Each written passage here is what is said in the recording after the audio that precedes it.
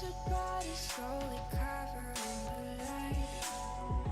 Pull the trigger every night to stay alive. Hope is wishing, but you're running out of time. If I could only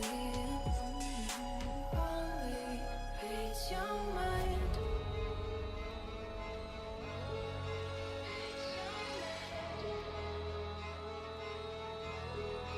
Read your mind.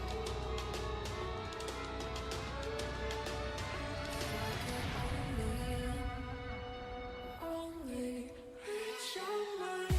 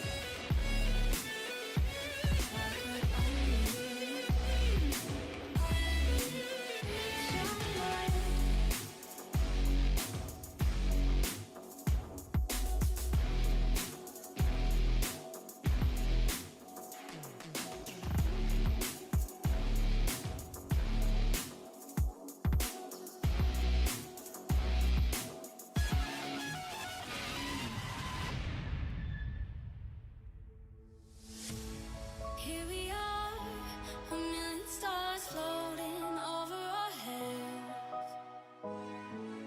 Beating hearts, falling apart, staying up to forget. But baby, we'll fall. We all go dancing down. And paradise is found. We're shaking up the ground. 'Cause there ain't no stopping now.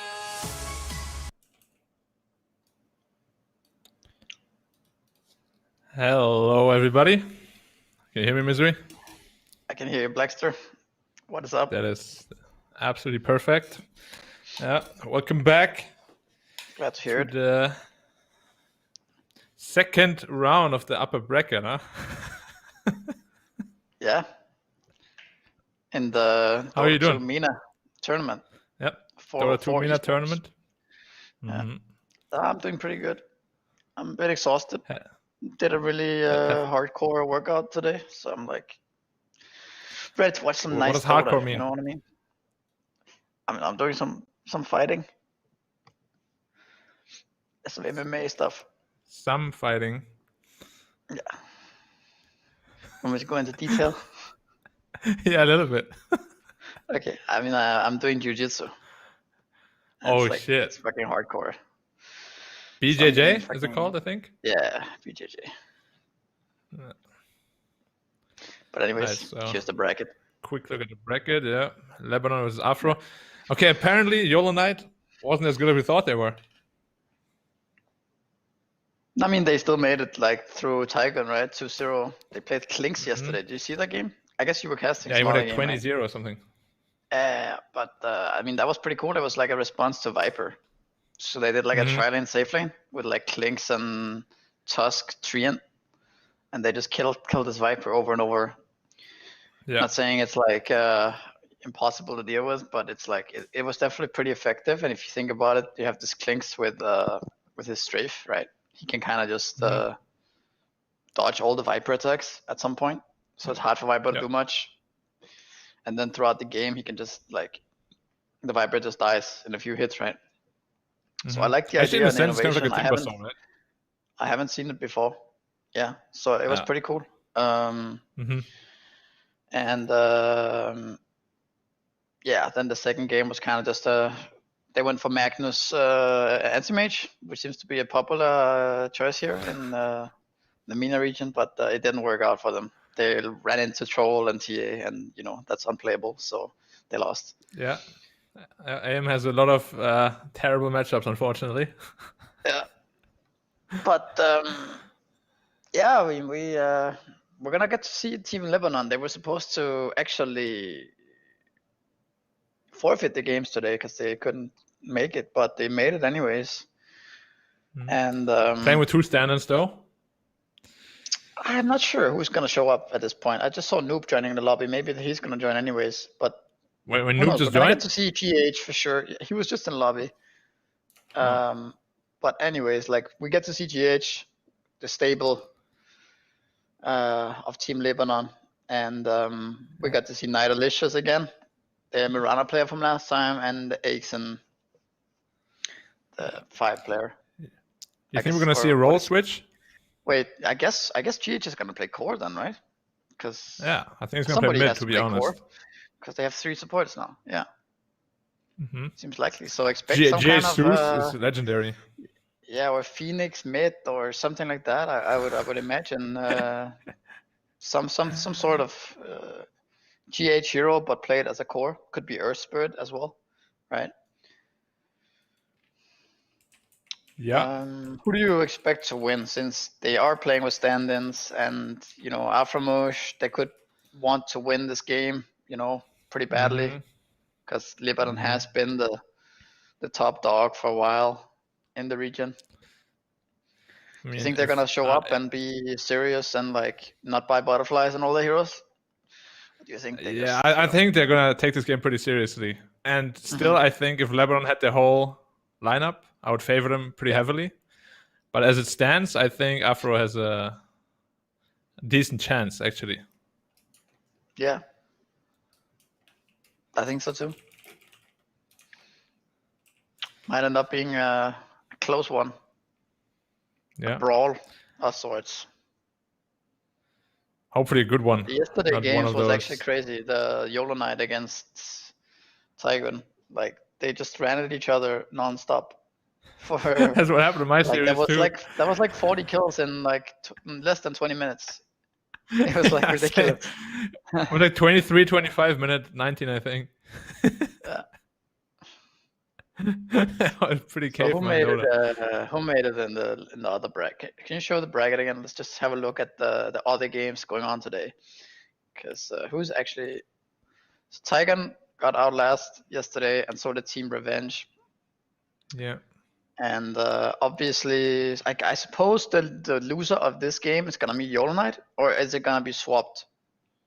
Because YOLO Knight already played against Team Lebanon, right? So they should be meeting maybe Syrian Dream and Among Us TI, I imagine. Wait, let me do some research real quick. I think that would make more sense. But it is swapped. Yeah, so YOLO Knight is gonna meet Syrian Dream or Among Us TI, and the loser of Lebanon and Aframush is gonna meet Bendover. Yeah, I mean, I've seen Bendover yesterday. As it stands, whether it's Afro or Lebanon, they should be disposing of them quite easily. Like, they had some cool strats, but the execution was pretty lackluster. So I definitely think either of the teams is gonna be able to take them out pretty comfortably. Granted, they don't troll, of course, with 4 butterflies. I realized also yesterday they had troll for butterflies.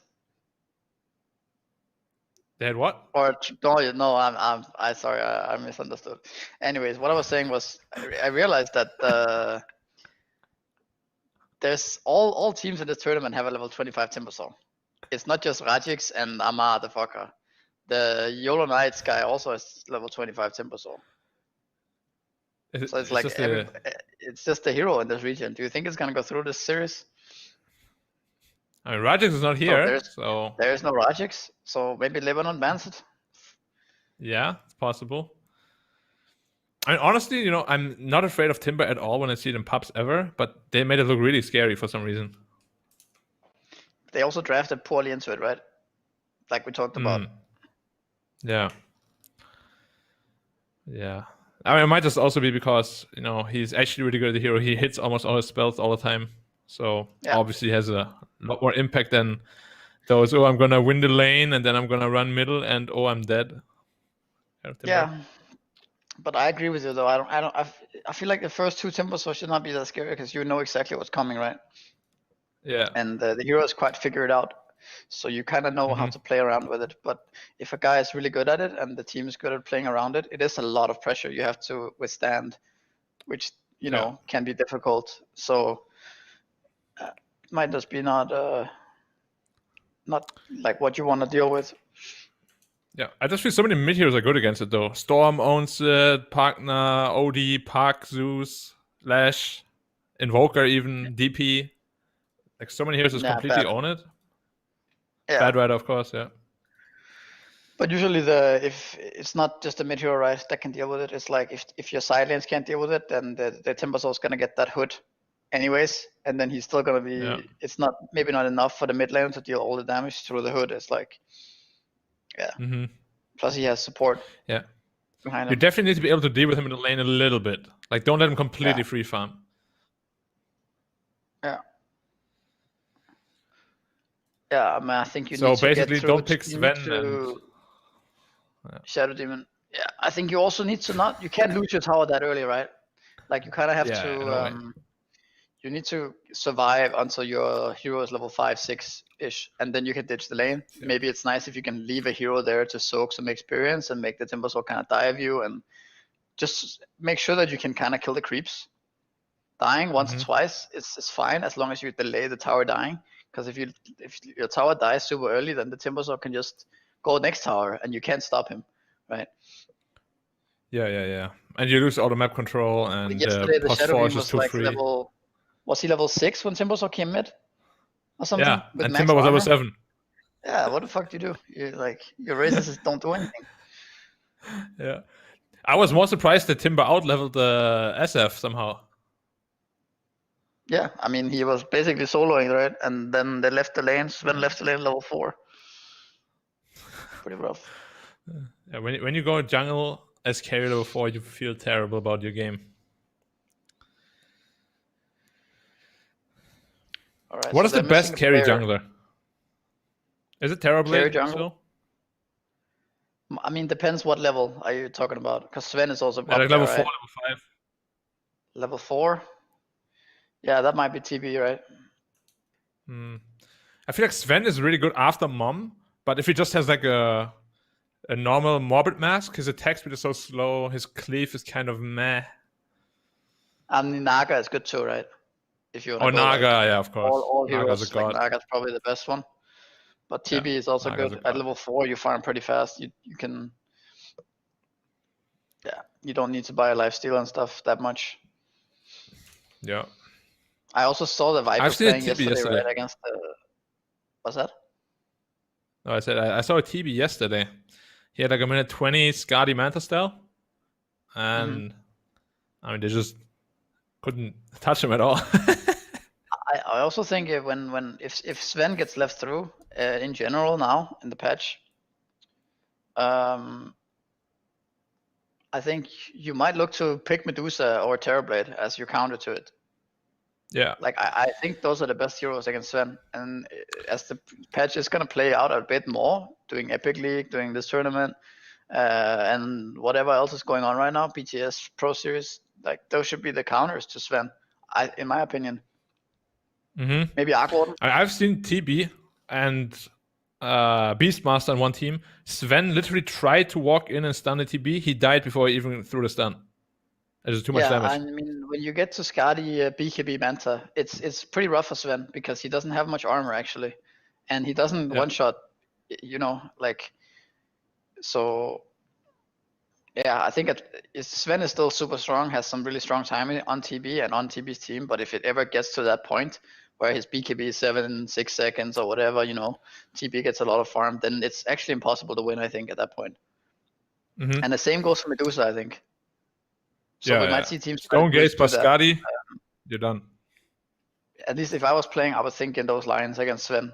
But leaving Sven nowadays is kind of tricky because you better slow him down a bit at least, or his timing will be too fast. All right, so the update situation: 5 players, 2 stand-ins. Fares can't play, and 2 main players can't play. So there are only 4. All right, I guess I gotta go stand-in. They forfeit game 1, Lebanon, and so I don't know if they'll actually have players to play. All right, I'm in. Let's go.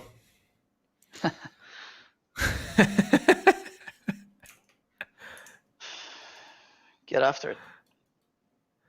Can you cast and play at the same time? Yeah, but it might be a bit unfair because I have the caster vision. Why is Black not getting ganked? He's immortal this game. I mean, I won't spoil. I will just be like, why be passive aggressive? Why is Black not buying this item? Is he bad? Clearly he's. Why does Black only have 5k net worth minute 8? He should have 8k. Clearly he's obviously the stand-in. It's very obvious to see. Yeah. Why is Black only 10-0? Against this team, it should be 20-0 at this point. Fucking idiot. But it certainly looks like there's no players actually. Yeah. Does it mean they forfeit the whole series or just game 1 or what? Well, I mean, they can try to play 4 and 5, I guess. They can forfeit.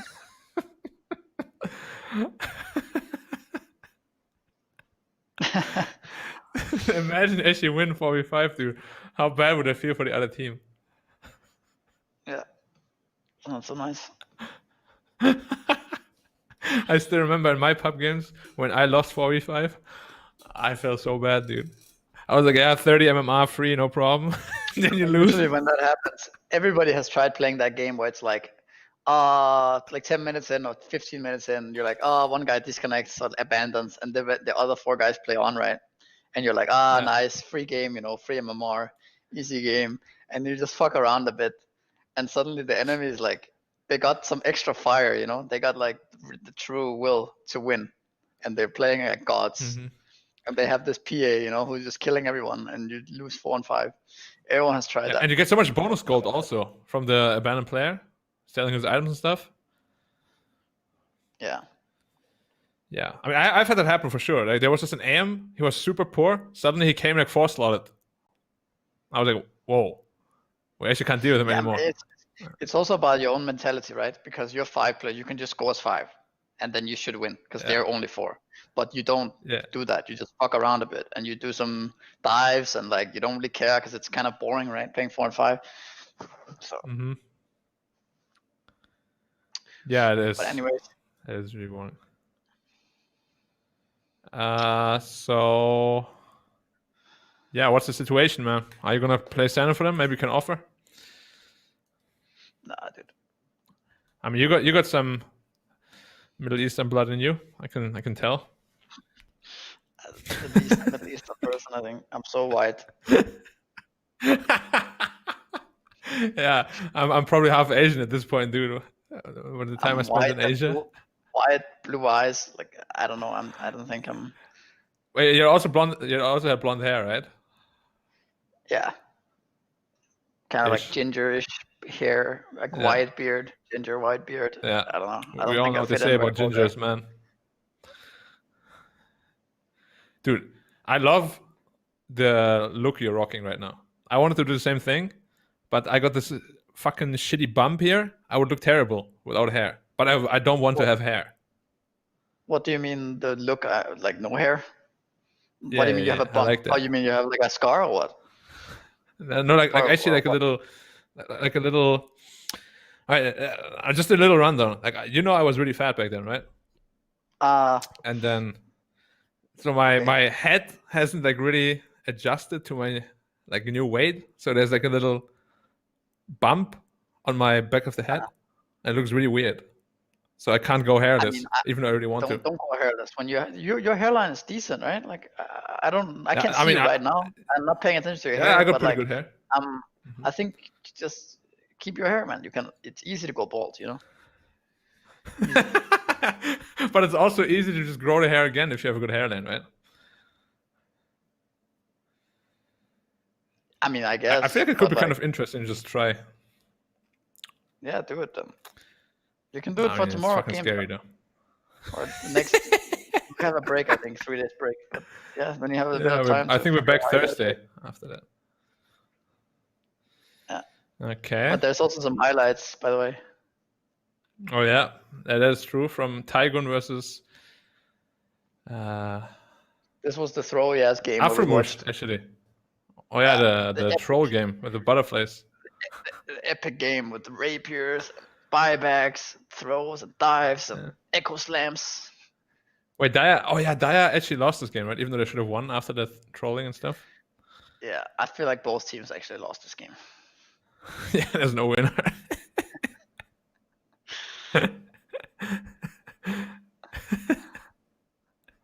It's so clowny, this game, dude. Did they fountain dive already? At this point? I think they did. Yeah, they definitely did. Did they? Mm-hmm. I don't know. There's still 4 people in lobby. Yeah. GH is just asking, what do we do?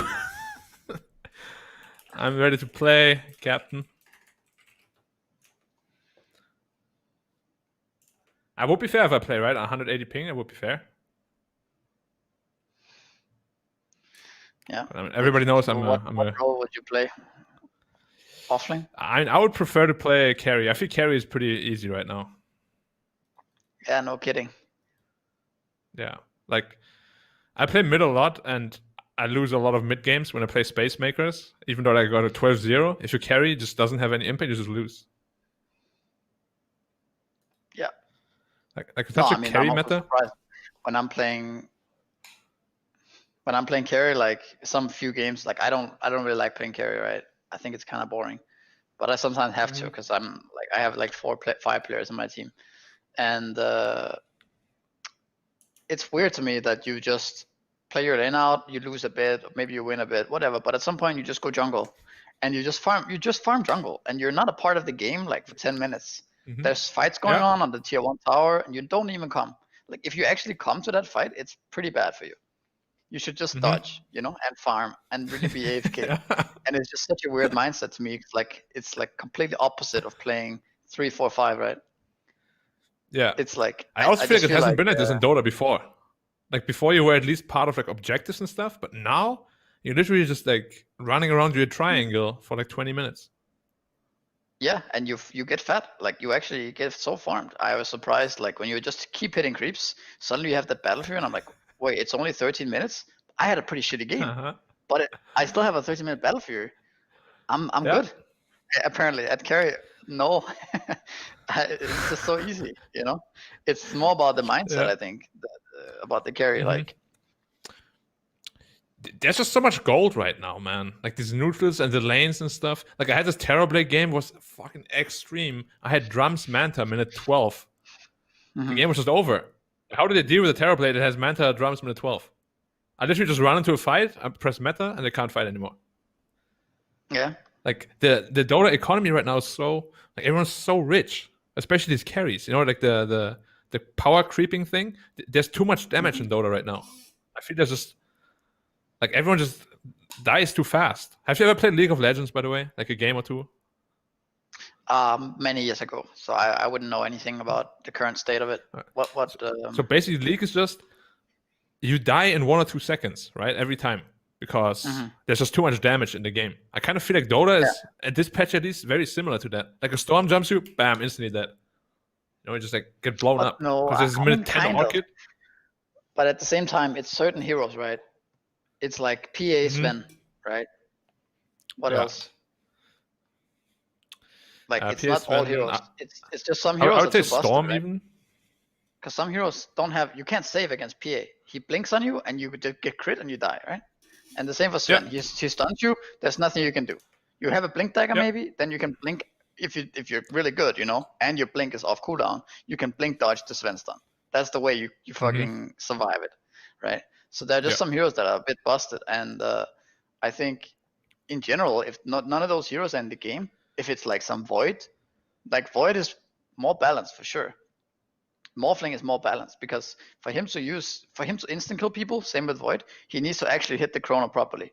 Morphling needs to hit his E-blade properly, and you can save through it very easily if it's not done properly, right? So I just think some heroes are too strong. Notably PA Sven, I think just being instant killed is not ideal. I think that should be. Let me ask you a question then about Void. Yeah. Like Void and Volker, I think it's so fucking broken. That is also really strong for sure. I mean, Void is definitely also broken, right? To some extent, it's just different. It's just a different conversation because Void, when he gets 6 slot, he's literally unkillable, right? When he gets this 25 and like 6 slotted, and he has 50% status resistance and like 20% damage reduction from his thing, 25 talent, and like this permanent jumping around. You can't do anything anymore, no matter what care you have. You need Doom. You need to actually Doom him. Then you have a bit of time to kill him. That's what it feels like. No, it's true. No, it's true, definitely. But I also feel this Drow Ranger also. Like for me right now in this patch, there's 5 carries. Drow, Spectre, Void, PA, and Sven. Like those 5 are the most broken for me. Just because of the damage potential they have. Like Drow Ranger ignores an entire base armor, obviously, and deals bonus damage with every proc. It's insane. Yeah.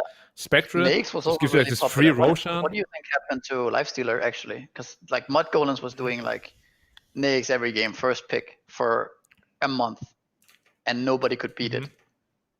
Like literally, you could not beat it. And then, I don't know, now Naix feels kind of underwhelming, right? Yeah, but that's because the matchup is actually bad, right? Against like PA, it's bad. Against Drow, it's bad. Against even Spectre is bad. Like I feel it's really bad matchup, so I'm not sure why it was. It wasn't. It didn't feel bad before. It felt like, it felt pretty good. Like it would beat Drow, it would beat Spectre, it would be hard against Morphling sometimes, but Morphling would get pressured and Naix would not. Maybe people figured out how to beat Naix in laning phase a bit more, like picking these Linas and Mars. The lanes are just too strong. I mean, before you would just free farm a lane, right? Now they actually, as you said, Lina, Mars, even the Naix, you can't. Like you can't sustain that lane. There's no way. No. I think Mars is pretty good against Naix. Yeah, Mars, Lina, I feel whatever carry you play is going to be really hard. Even if you're a Drow Ranger, it's just too much potential to get blown up, even level 2.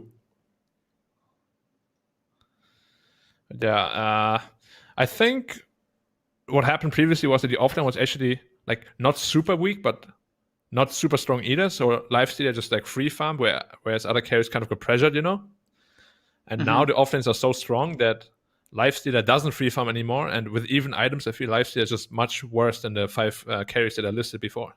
With even Networth, he loses all of those fights. It feels like Naix doesn't kill people, right? Yeah. Like not. I mean, he doesn't, enough. Right? Yeah. Like armed Deso. He doesn't deal enough damage. Like he attacks fast, but he kind of just tickles you. These new heroes that came, right, like Sven and Omni-Knight and stuff, they just trump Naix so hard. Like playing Naix into Omni-Knight should be really rough, right? You don't really kill people, and then there's an Omni-Knight as well, so it's like, yeah. But I also liked Mudgolem's drafts with Lifestealer. Like they generally picked Slada and Beastmaster, which I think are super good for Lifestealer in particular. Yeah, I mean, Mudgolems were winning with literally 2 drafts-ish. Like, of course, they switched around some heroes, but they were playing, all their players had like 2 to 3 heroes they were playing over and over, right? And they were winning every game almost. Yeah. Which is funny, because now in Epic, they're actually last place, or almost last place.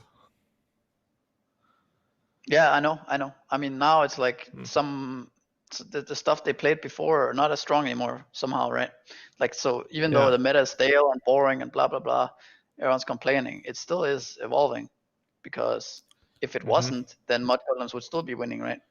So Yeah. like things are still Well, changing. what do you think is the difference? I mean, obviously, I think they're maybe also burned out a bit, but I also think that people are picking different heroes now than they were before. And also, when they were winning, they were probably not playing against the very best teams, right? Because we also, with 5-man, we also were winning a lot of games when we were playing in the qualifiers, when we were playing against Nip, Viking, and those guys, like being the best teams we would meet, we would be winning a lot of games. But the moment you start meeting the very best teams, you put certain pressure on yourself, and you perhaps, yeah, it's harder to win these games against these liquids and Nigmas and secret. You need to win the best of 3 against them. So yeah. I mean, they're just much better, right, in game understanding and everything also. So just from that perspective, even it's so much harder to win. So it's a bit of both things, right? Yeah. No, like I feel, what do you think is the hardest like factor of playing against like a tier 1 team? For me, it has always been how good of a system they have that allows them to adjust into almost every situation. I think it depends a lot on who you're playing against, because all these teams are actually very different in a lot of ways. Like, you play against Liquid, they have very specific heroes. You play against Nigma, they have very specific heroes, but very different ones. And they have very different play styles. Things to worry about and things not to worry about at all, right? Depending. So I think it's a lot of like that. But I feel like drafting is very important against those teams, because they have they have their signature heroes and they have their strategies, and they stick very much to them. And they have so much experience. They've played together for so long that I remember playing as both Liquid and Nigma in the best of 3s. And when they're down a game, let's say you win game 1 because you've played well and you're prepared and stuff. Game 2, they just have one of those strategies they pull out of the hat, Like, for example, against Nigma, it was like some Arc Warden Venge, right? Just out of nowhere, shit, And we didn't know, we didn't see it coming. And against Liquid, it's some kind of other stuff with Void Spirit carry and Lone Druid and stuff. And it's just like, you have to be prepared for all these things, and you have to be versatile and, ready to play perhaps heroes that you didn't expect to play. Because, it's unpredictable what they're going to do. Yeah, I definitely think that's the biggest like strength of tier 1 teams, that they can adjust, like even though the heroes have like 2-3 really good core heroes, they're still very competent on other heroes also if they have to play it. Then it's like the concentration has to, be persistent throughout the whole series, right? Because maybe their autopilot is better, their systems are better, like we talked about. Like, they're more used to playing with each other, they're more used to playing in these tough situations, right? In best of 3s. Whereas with the new team, like Mud Golems or 5-man or whoever else is gonna come up, you have to actually maybe work a bit harder, because you're not as you're not as well-rounded. Yeah, and I'm sure you have had the same experience, right? Like, when you're new, quote unquote new team, you're like playing so much, you're scrimming so much, you're like talking a lot, figuring out a lot of stuff together. But when you're like winning tournaments a lot, and you're just kind of like one of the best teams, you kind of start getting lazy, especially if you win a lot of tournaments. Because it's like, I mean, that's also, I think, what's happening it's just a normal right now, right? Yeah, exactly. Because like, they also seem like they don't care as much as they did a few months ago. I don't know if Sai has played a pub in like a few months now. I think he's not even ranked. So yeah, he's unranked. as Yapster too, they barely play any pubs, right? Yeah. Oh yeah, one more interesting question I had. Like, what do you think about MMR in general? I'm asking this because Yapsor and Kuro are considered like some of the best players in the world, right? But they're both like rank 600 or below. Yeah, I know. I mean, I also have had in the past pretty low MMR. Now it's like I'm pretty normal, I think, back to that. But I mean, I think it's all about what you make it to be, right? And how much you care. I think it's, and how much do you try, right? Like if you try a lot and you can't gain MMR, I mean, it's also like, are you good at winning pubs, or are you good at playing with it in a team, right? There's people who are really good at winning pubs but can't figure out how to play as in a team environment, right? But they know how to win, play alone, and just get really farmed and like not help your teammates when they do something stupid or whatever, right? So like my biggest like thing when I tried super hard, like you just pick literally one or two like meta heroes every game, like the really broken ones. It's so easy to gain MMR. Like I got up to rank 2 in SEA, but like I felt so bad about myself as a player because I felt like I'm not really playing Dota anymore, if that makes sense. Because I just literally know 2 heroes, So for me, I use MMR now as just like a practice tool to keep expanding my hero pool. Like if I don't know a hero, I just first pick Bloodseeker 10 times in a row and just get good at the hero. I mean, which of course is going to cost a lot of MMR. Sure. But yeah, I mean that's another thing for sure. Like if you are narrowing your hero pool down to 2 to 3 heroes, you keep picking them, and you have kind of a system you keep playing off of, right, in your pubs. Then it is easier to win, I think. Like you also pick the strongest meta hero, right? You pick the Sven and the Void every game as play carry. Try really hard, like you have the right mindset. You're gonna definitely gain MMR. Yeah, but I mean, it's not for me to do. I did it for a bit. I was playing when I was calibrating the new calibrations stuff. I was playing like Lion and Skywrath a lot. Yeah. It didn't really make a big difference. I think I gained 200 MMR, but I went 9 and 1 or 8 and 2, and I was trying pretty hard. And I went like I didn't play Naix or Void for like more than a year in the new patch at all, and I realized how easy they are to play in this calibration. Because I had no idea what I was doing, but it was so easy, right? They felt so strong. But I was playing Skywrath and Lion 4, and it felt pretty chill to play. And if I continued just spamming those 2 heroes, I think I would get, I would definitely have a very positive win rate. But it gets boring at some point. It does. And also, I feel it's not good for you as a player because you fall into habits that only with certain heroes you can achieve those habits, Yeah. Like a rotation you make as Skywrath might be way stronger than a rotation you make as like a Tiny in a certain situation, But you won't know that because you just spam Skywrath. You have no idea how to play Tiny anymore. Yeah. All right. But anyways, like the game is not. I don't know if the game is even starting. Like Lebanon is missing 1 player, and they forfeited game 1 already. I think they FF game 1. Yeah. Yeah, they did. But now it's been 43 minutes past starting time, so I imagine game 2 is going to be forfeit too, unless they pull out a player out of their hats, kind of thing. Yeah. And this game we're watching here is, I don't know actually, what is this highlighted game right now we're watching? This is Team Lebanon versus, I think, an open qualified team. Okay. Just the people, which of course they seem to be winning asking quite easily in the chat.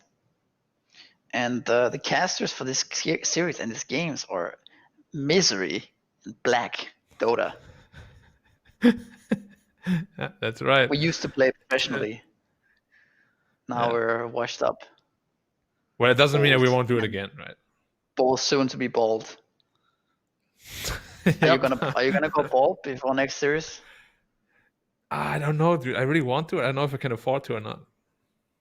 Afford? My hair. What does that mean? Like I like my hair, but I also don't like my I'm in this like bad position where when I touch my hair, when you like touch a baby's like a kid's hair when they're like 5 years old, it's like super soft and stuff. Like that's my hair, man. I have amazing hair. But at the same time, I think I would look really fucking mean without hair, like Dwayne Johnson, basically.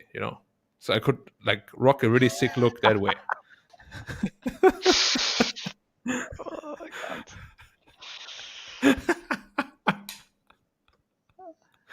You know what I mean, right? It's a problem. It's that first world problems. I just be happy you have hair, bro. I mean, I could also grow hair, honestly. My hairline is not as bad as perceived, but I kind of like being bald. I like kind of having no hair because it's like Yeah. you don't need to worry about it at all when you go out. You just you don't have to worry about when you shower that much. You just it's fucking just clear, you know. Yeah. And Let me ask you a question. easy. Are you one of those? What's the name?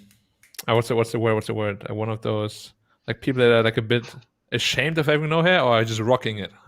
Like, do you wear a cap, or you just? No. I mean, maybe in the beginning when I did it, it was like a bit new to me, right? Because like when you have had hair all your life and you finally shave it off and stuff, it feels a bit weird. People like definitely. you think people look at you or whatever, right? Or they think something, but they don't really know you, right? They haven't seen you before most of the time. Yeah. So they have no idea. They wouldn't care. Maybe you've been bald all your life, right? So nobody cares. Yeah. But yeah, I mean, I feel nowadays I don't care at all. Like I don't. It's kind of like a gym mentality, right? Like when you first go there, like you're really untrained, really skinny, probably, or really fat. You're like ashamed of yourself, you know. You can't do shit. But a couple of months later, you're like, actually, nobody gives a shit, you know. Everybody just minds their own business. Yeah. Yeah. For sure. I was like that in the gym at first. Holy shit. Yeah, but also think about it from like people's perspective, like your own perspective, right? You see some other person, right, doing something there, really trained or fat or whatever he looks like, or she. You don't think anything, right? Like you don't think anything negative or whatever, right? It's like it's just thoughts. They have no like impact on the other person. So why should as long as you don't tell them like bullshit. Yeah, but like. Yeah, I mean, there is some mean people out there, you know. For sure, but fuck them. Yeah, fuck them. I agree. Anyway, we gotta go to a break for a while because we don't know what's going on. So the admin team will have to figure it out. Enjoy the highlights of previous games and enjoy the highlights. Enjoy the music coming up. Yeah. Right. See you guys soon.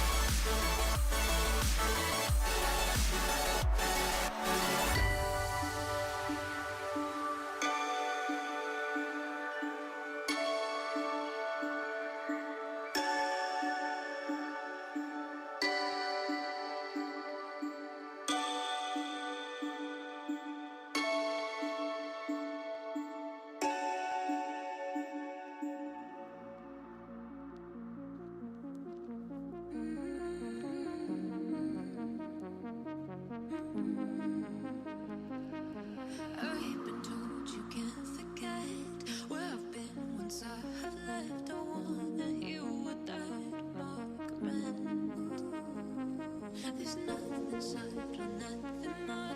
Hate me or love me, I'll drive you wild. Let it all go, give it to me. I wanna hear you scream, scream out my name.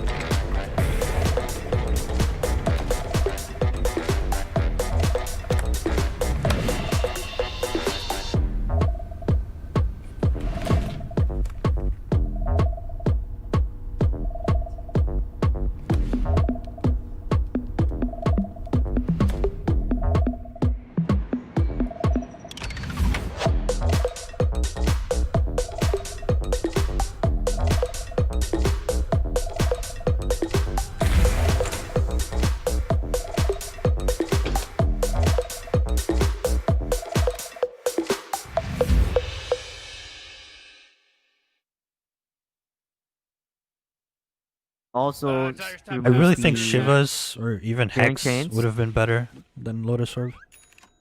well, you have to be fair though. It's a Phoenix. It's gonna take some time before he's gonna be able to farm. Well, with that said, they're gonna be able to get the kill onto the Rubik. This combination, the gobble up, is such a big cheat because just toss in these Ven.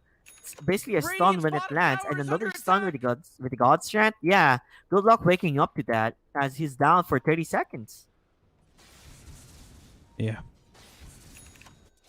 Axe slowly becoming a no factor. He's so far away from his BKB. He's not gonna have it for at least one more team fight. And it looks like there might be action in the bottom lane. They might be able to get the kill onto the Ember Spirit. Ember Spirit, will he be found? The call will be there, and there you have it. The target for them good. will be the Ember Spirit, but they're gonna take a tier 2 tower. That was good. Fortification, ooh. That was really good for TB and Among Us. That's a At 400 least you goal. get something, right? You get something out of it. Buddy, getting closer. Just needs, I believe, a few more gold left, like 600 more gold, and he's gonna have a full-on Scotty. Death tax. So I prefer the 5v5 fight of Snapfire though. If it goes to a 5v5, I think Seer and Dream has a better lineup. But we'll see how that goes. Invoker is even going for an Aghanim Scepter. Oh, Radiant's bottom tower is under attack. Widespread Oh, needs to man, get on what? top of this Get the fuck Invoker outta in here, these 'cause fights. Radiant just He fortified doesn't their have Yules structures. going for it, doesn't have Magic Community. Just gets on top of him, silence him. Exactly, silence him. And the thing is, Invoker is going very greedy in terms of what he's building. Yes, Aghanim's is pretty nice if you could be able to pull off the Cataclysm, but at the same time, you have to be a bit more worried because if the Void Spirit does jump on you, you're not gonna be able to cast any spells of yours. Widespread should change his role in these fights. So far, he's been the one initiating and really being a face tank. And it's the Axe that's following up on him because he has heals and other remnants, but if they want to win these fights for Among Us, he just needs to go behind enemy lines, find that Snapfire, silence him up, cancel his ulti, even disable the Invoker with the same amount of spells. He should stop Dire's trying bottom to tower initiate is these under fights attack. and let the Axe do it. Yeah.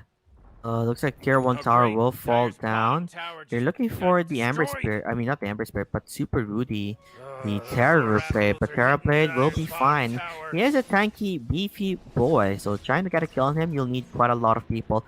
Although Void Spirit will be found, will they use a gobble up combination for this one? Do you want to gobble him up and throw him down? Will be fine. No, so close. What are they able? Wait, okay, because they have an vision. Okay, that's the reason why. I'm like, there's no way in hell that the Snapfire ZT was able to, guess out where he is. It's a good smoke. Well- They smoke as soon as H's expires. Oh, he just did expire, and it's time for them to attack. Positioning wise, it looks like Undying will find them first. Smoke will be gone in a jump. There, nice blink. You do see where the Terrorblade is. BKBs are now being used. Backlines are under siege. Grandma using all the shebang that he can. The stun will hit onto 2. That's what happens. Sven just melts them out. Yes, the egg will be there, but guess what's happening? DT trying to get that egg destroyed. Will it get destroyed? Yes, it will. Now, TB's left alone. No one there to help him, as that will be a 5-man wipe. Yeah. Now, okay, so You walk, you have no idea where people are. Like, the Void Spirit literally did nothing that fight. He couldn't find a Snapfire, he couldn't find an Invoker, and he just melted to this Sven. Oh, jeez, Morty, they're going after Tire's bottom. You it just goes just- to show that the vision. You the vision can't was there initiate for like that. Searing Dream. You Yeah. cannot initiate like that. Vision game was really good for them. They knew what was happening. Sven is able to jump on not only to the Void Spear, but he also jumped onto the axe. So that stun melted the both of them. While Phoenix, he panicked. He had to use that egg. You know, he had to do something to help out the TB, but didn't work out. Not only that, Invoker, he was chasing the Rubik, and Rubik just died.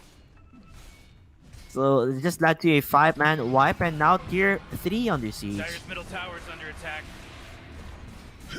Dire's middle tower just took a big beating. It's gone. You can't stop this. Dire's middle barracks are really. They're just gonna watch it go. Like, what is Axe gonna do, right? Are you gonna jump in? Do you really want to jump in? You jump in, you die. So better be a bit more careful. They're gonna play around with the Axe. You know, chain him up. But you do lose a lane of Axe. Its mortality that wasn't even needed actually. Salt Crest now completed, and guess what? Rune spawned. Oh yes. Hmm? What rune spawned up? Oh, DD. It's fine, they don't have Roshan. Already took Yeah, mid-racks. Top lane is pushed pretty well, and bottom you've got a tier 2 still up for Among Us, so it's not really that bad. I don't think they can do anything with this unless they have a bottle up, which they do not. Oh, I mean, if they want to pressure more, they can because they have God's Strength again up and running in just a couple more seconds. They have vision, right? They have vision in the mid lane. They have vision in the bottom lane. You know, good vision from their side, and they can play around it. If they want to do a surprise, they can make a surprise. So everybody has items, and this Invoker, he has now his Aghanim Scepter. So if he wants to do a Cataclysm, it's up for grabs. The pings are there. They noticed that there's a double damage, so you might make a play for it. You might make a play. They do have bottle, yes. Onto the Ember Spirit. They gave it immediately to Sven.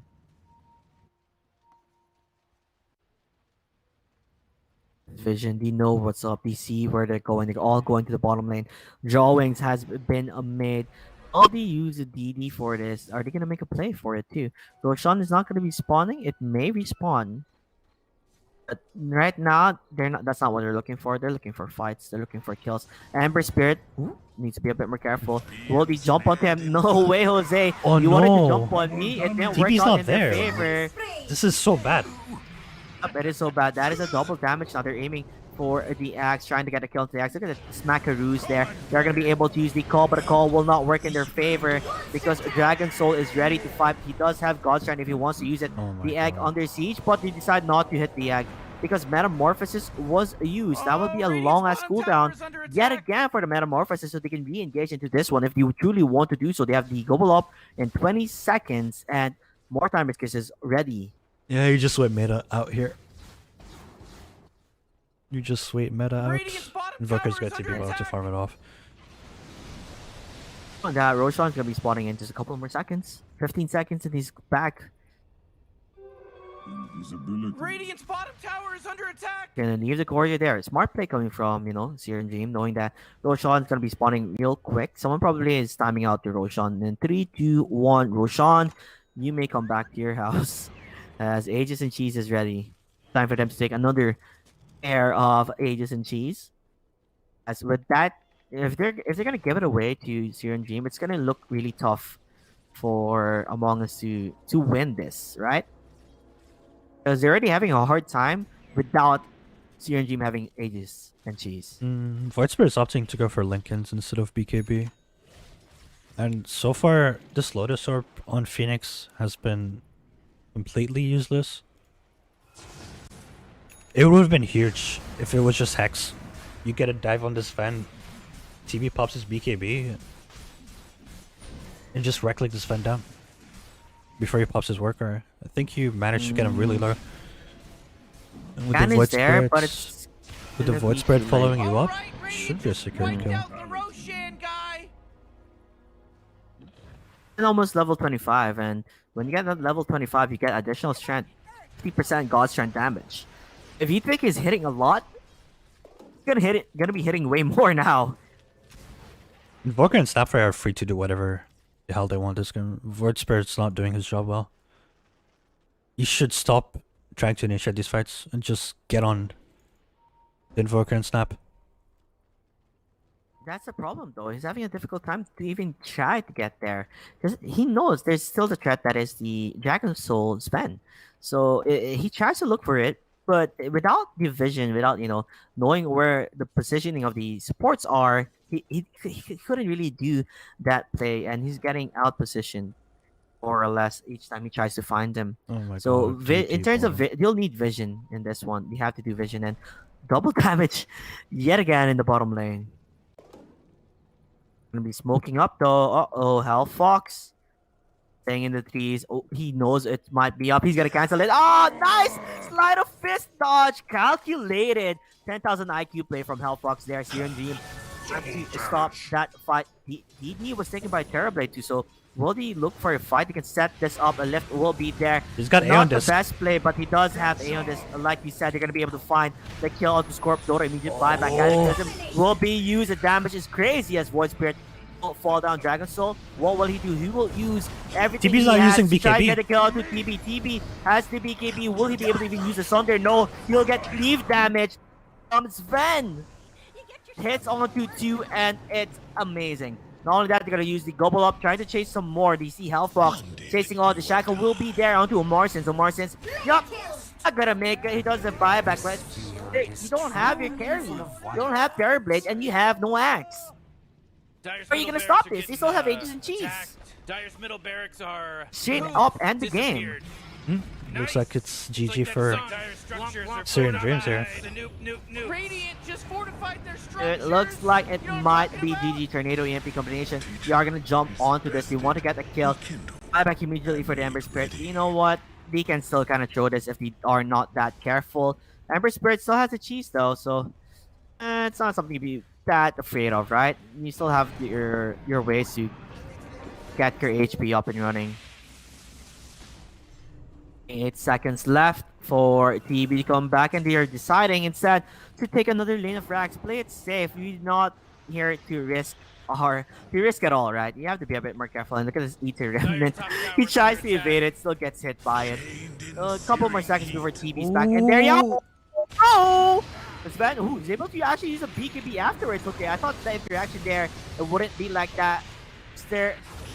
Pittsburgh gonna get caught yet again. He's gonna try and run away. He does use the Yule Scepter, but it doesn't work out in his favor. They're looking for more. Ember Spirit fighting the backlight. Cataclysm will be used. Will it hit? Yes, it will. More people hitting the floor. Dead bodies everywhere. As 2 people are left for Among Us up against 5. I think they're out of this. I mean, he can do everything he can, but that's gonna be difficult. You still have Aegis on your Sven. It's God's Strand too, and oh my god, look how quick he attacked with the alacrity. Yeah. I think this is game over. Okay, so let's think about Among Us right now. What mindset should they have as we're gonna enter game number 2 for this?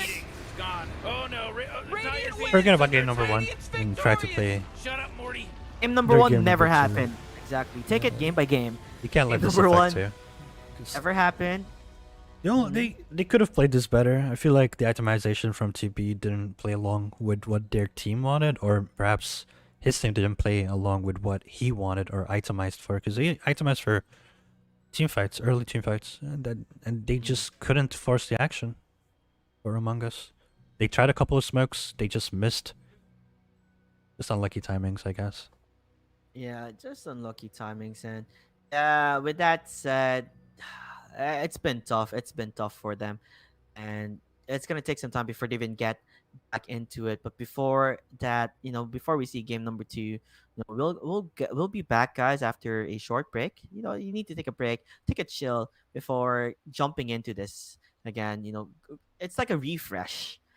It's start new and see how it will go from there. Get a better draft. Know your playstyle, know your win condition, and play around with your communication. But with that said, we'll see you guys there in game number 2 after this short break.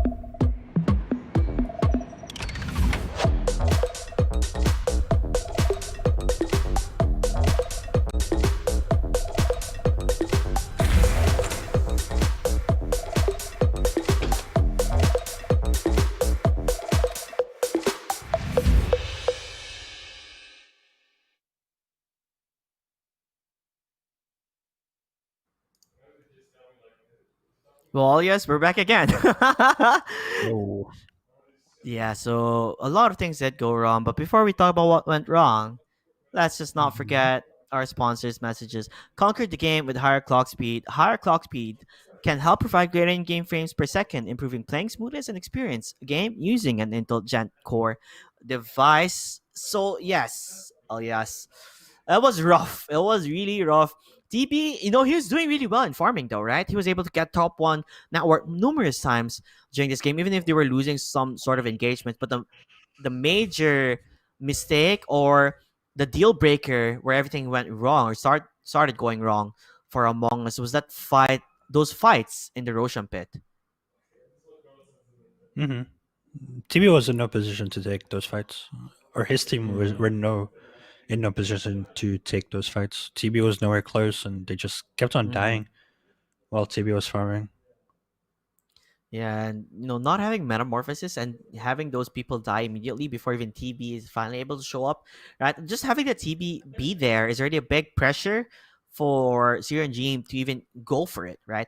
That's just the added pressure of TB. But once he knew that TB wasn't there, it just was a big mistake for Among Us. And from then on, they just continued steamrolling them and finding those pickles, finding from those kills.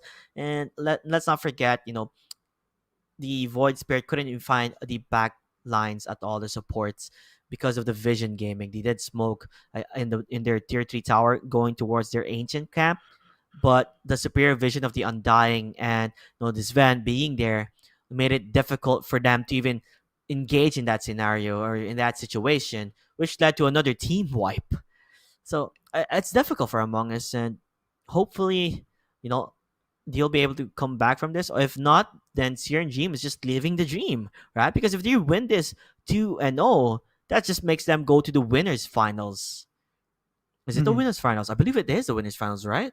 Yeah, Yeah, the upper it bracket is. finals. So we'll Team fight see if positioning from Among Us. Among Us was bad. It wasn't decent. Like, what are you gonna do if you're Syrian Dream? You have Invoker, Snapfire, Ember, Undying, and Sven. If Axe only initiates on this Sven, only blinks on top of this Sven, who most of the time is face tanking the fight, while Ember just runs around, tries to CC down the Invoker to Snapfire, who's there to kill the Phoenix Egg? No one. Well, the TB can just pop meta and right click away. But what ended up happening is that Voidsper is the one who has to initiate these fights with his Yule Scepter, and oftentimes he's the one getting caught first while Axe follows up. They don't have damage because the TB is not there, and then Phoenix out of nowhere pops Egg behind enemy line. Snapfire just right clicks it away. It's just a disaster. Yeah, it is a disaster, and we didn't really know that 666 Invoker off lane would work tremendously well. He was able to even get a kill onto the Terra plane, like Super Rudy. No, we didn't expect that to happen, but it did happen. It just goes to show that Seer and Dream, they're very versatile and their hero pool, right? It's not just a typical, we're gonna get this Lardar, we're gonna get, these type of heroes like the popular offlaners, but they can also play unique type of offlaners such as the Invoker and this quarter like semifinals in the upper brackets, right? So that has been very impressive. But the real question is here, is it going to be enough, or will Among Us CI winners, get their chance on revenge and go for game number 3? And we'll only know that after this short break, everybody. It's going to be a long day for each and every one of us, but it's going to be full of excitement as the MENA region is action packed, and you can tell 41 and 25 in the scoreboard in only 41 minutes. That's quite a lot of kills in the scoreboard right now. Like I said, action packed Dota, and this is what I enjoy casting, right? Fights after fights after fights, and we'll see you guys there in game number 2, and hopefully it's gonna be as action packed as game number 1, guys. So see you guys there.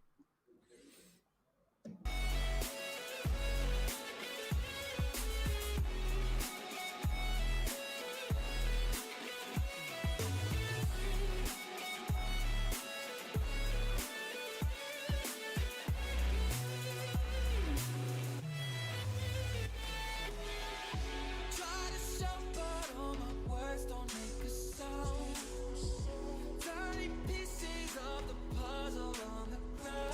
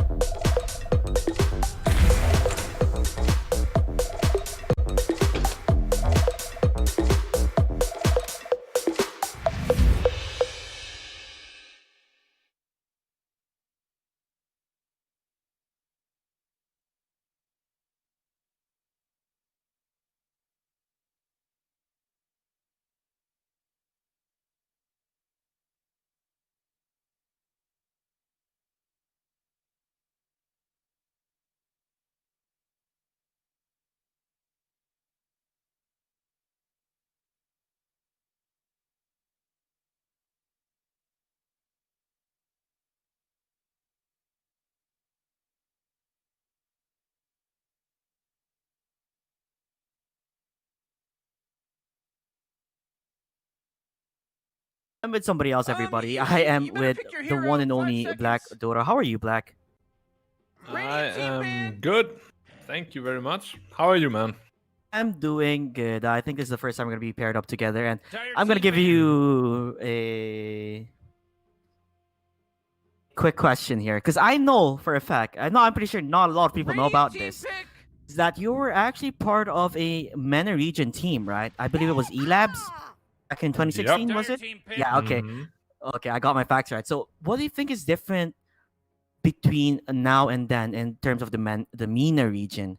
Right? Were you able to compete against fellow people in the same region during that time in E-Labs? Oh man, I mean, Rick, there's only 10 seconds left When to I pick a played in hero. ELAB, I was teammates Yeah, with Rick, there's 5 seconds left now. GH, Mm.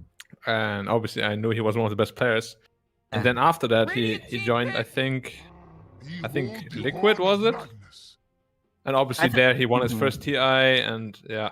But other than ELAB, I didn't really have too much experience with the region because I Mhm. went to Southeast Asia right I after think you that. joined the Team Faceless during that time. Yeah, You really gotta Like pick you a That hero. is You right. got 10 seconds left. So yeah, I didn't really have much Go experience, but you Dire were able to at team, least pick 'em meet, up, pick someone 'em like up. GH, who is, like you said, one of the best support, players here, and Yeah. one in the region that came out of this region.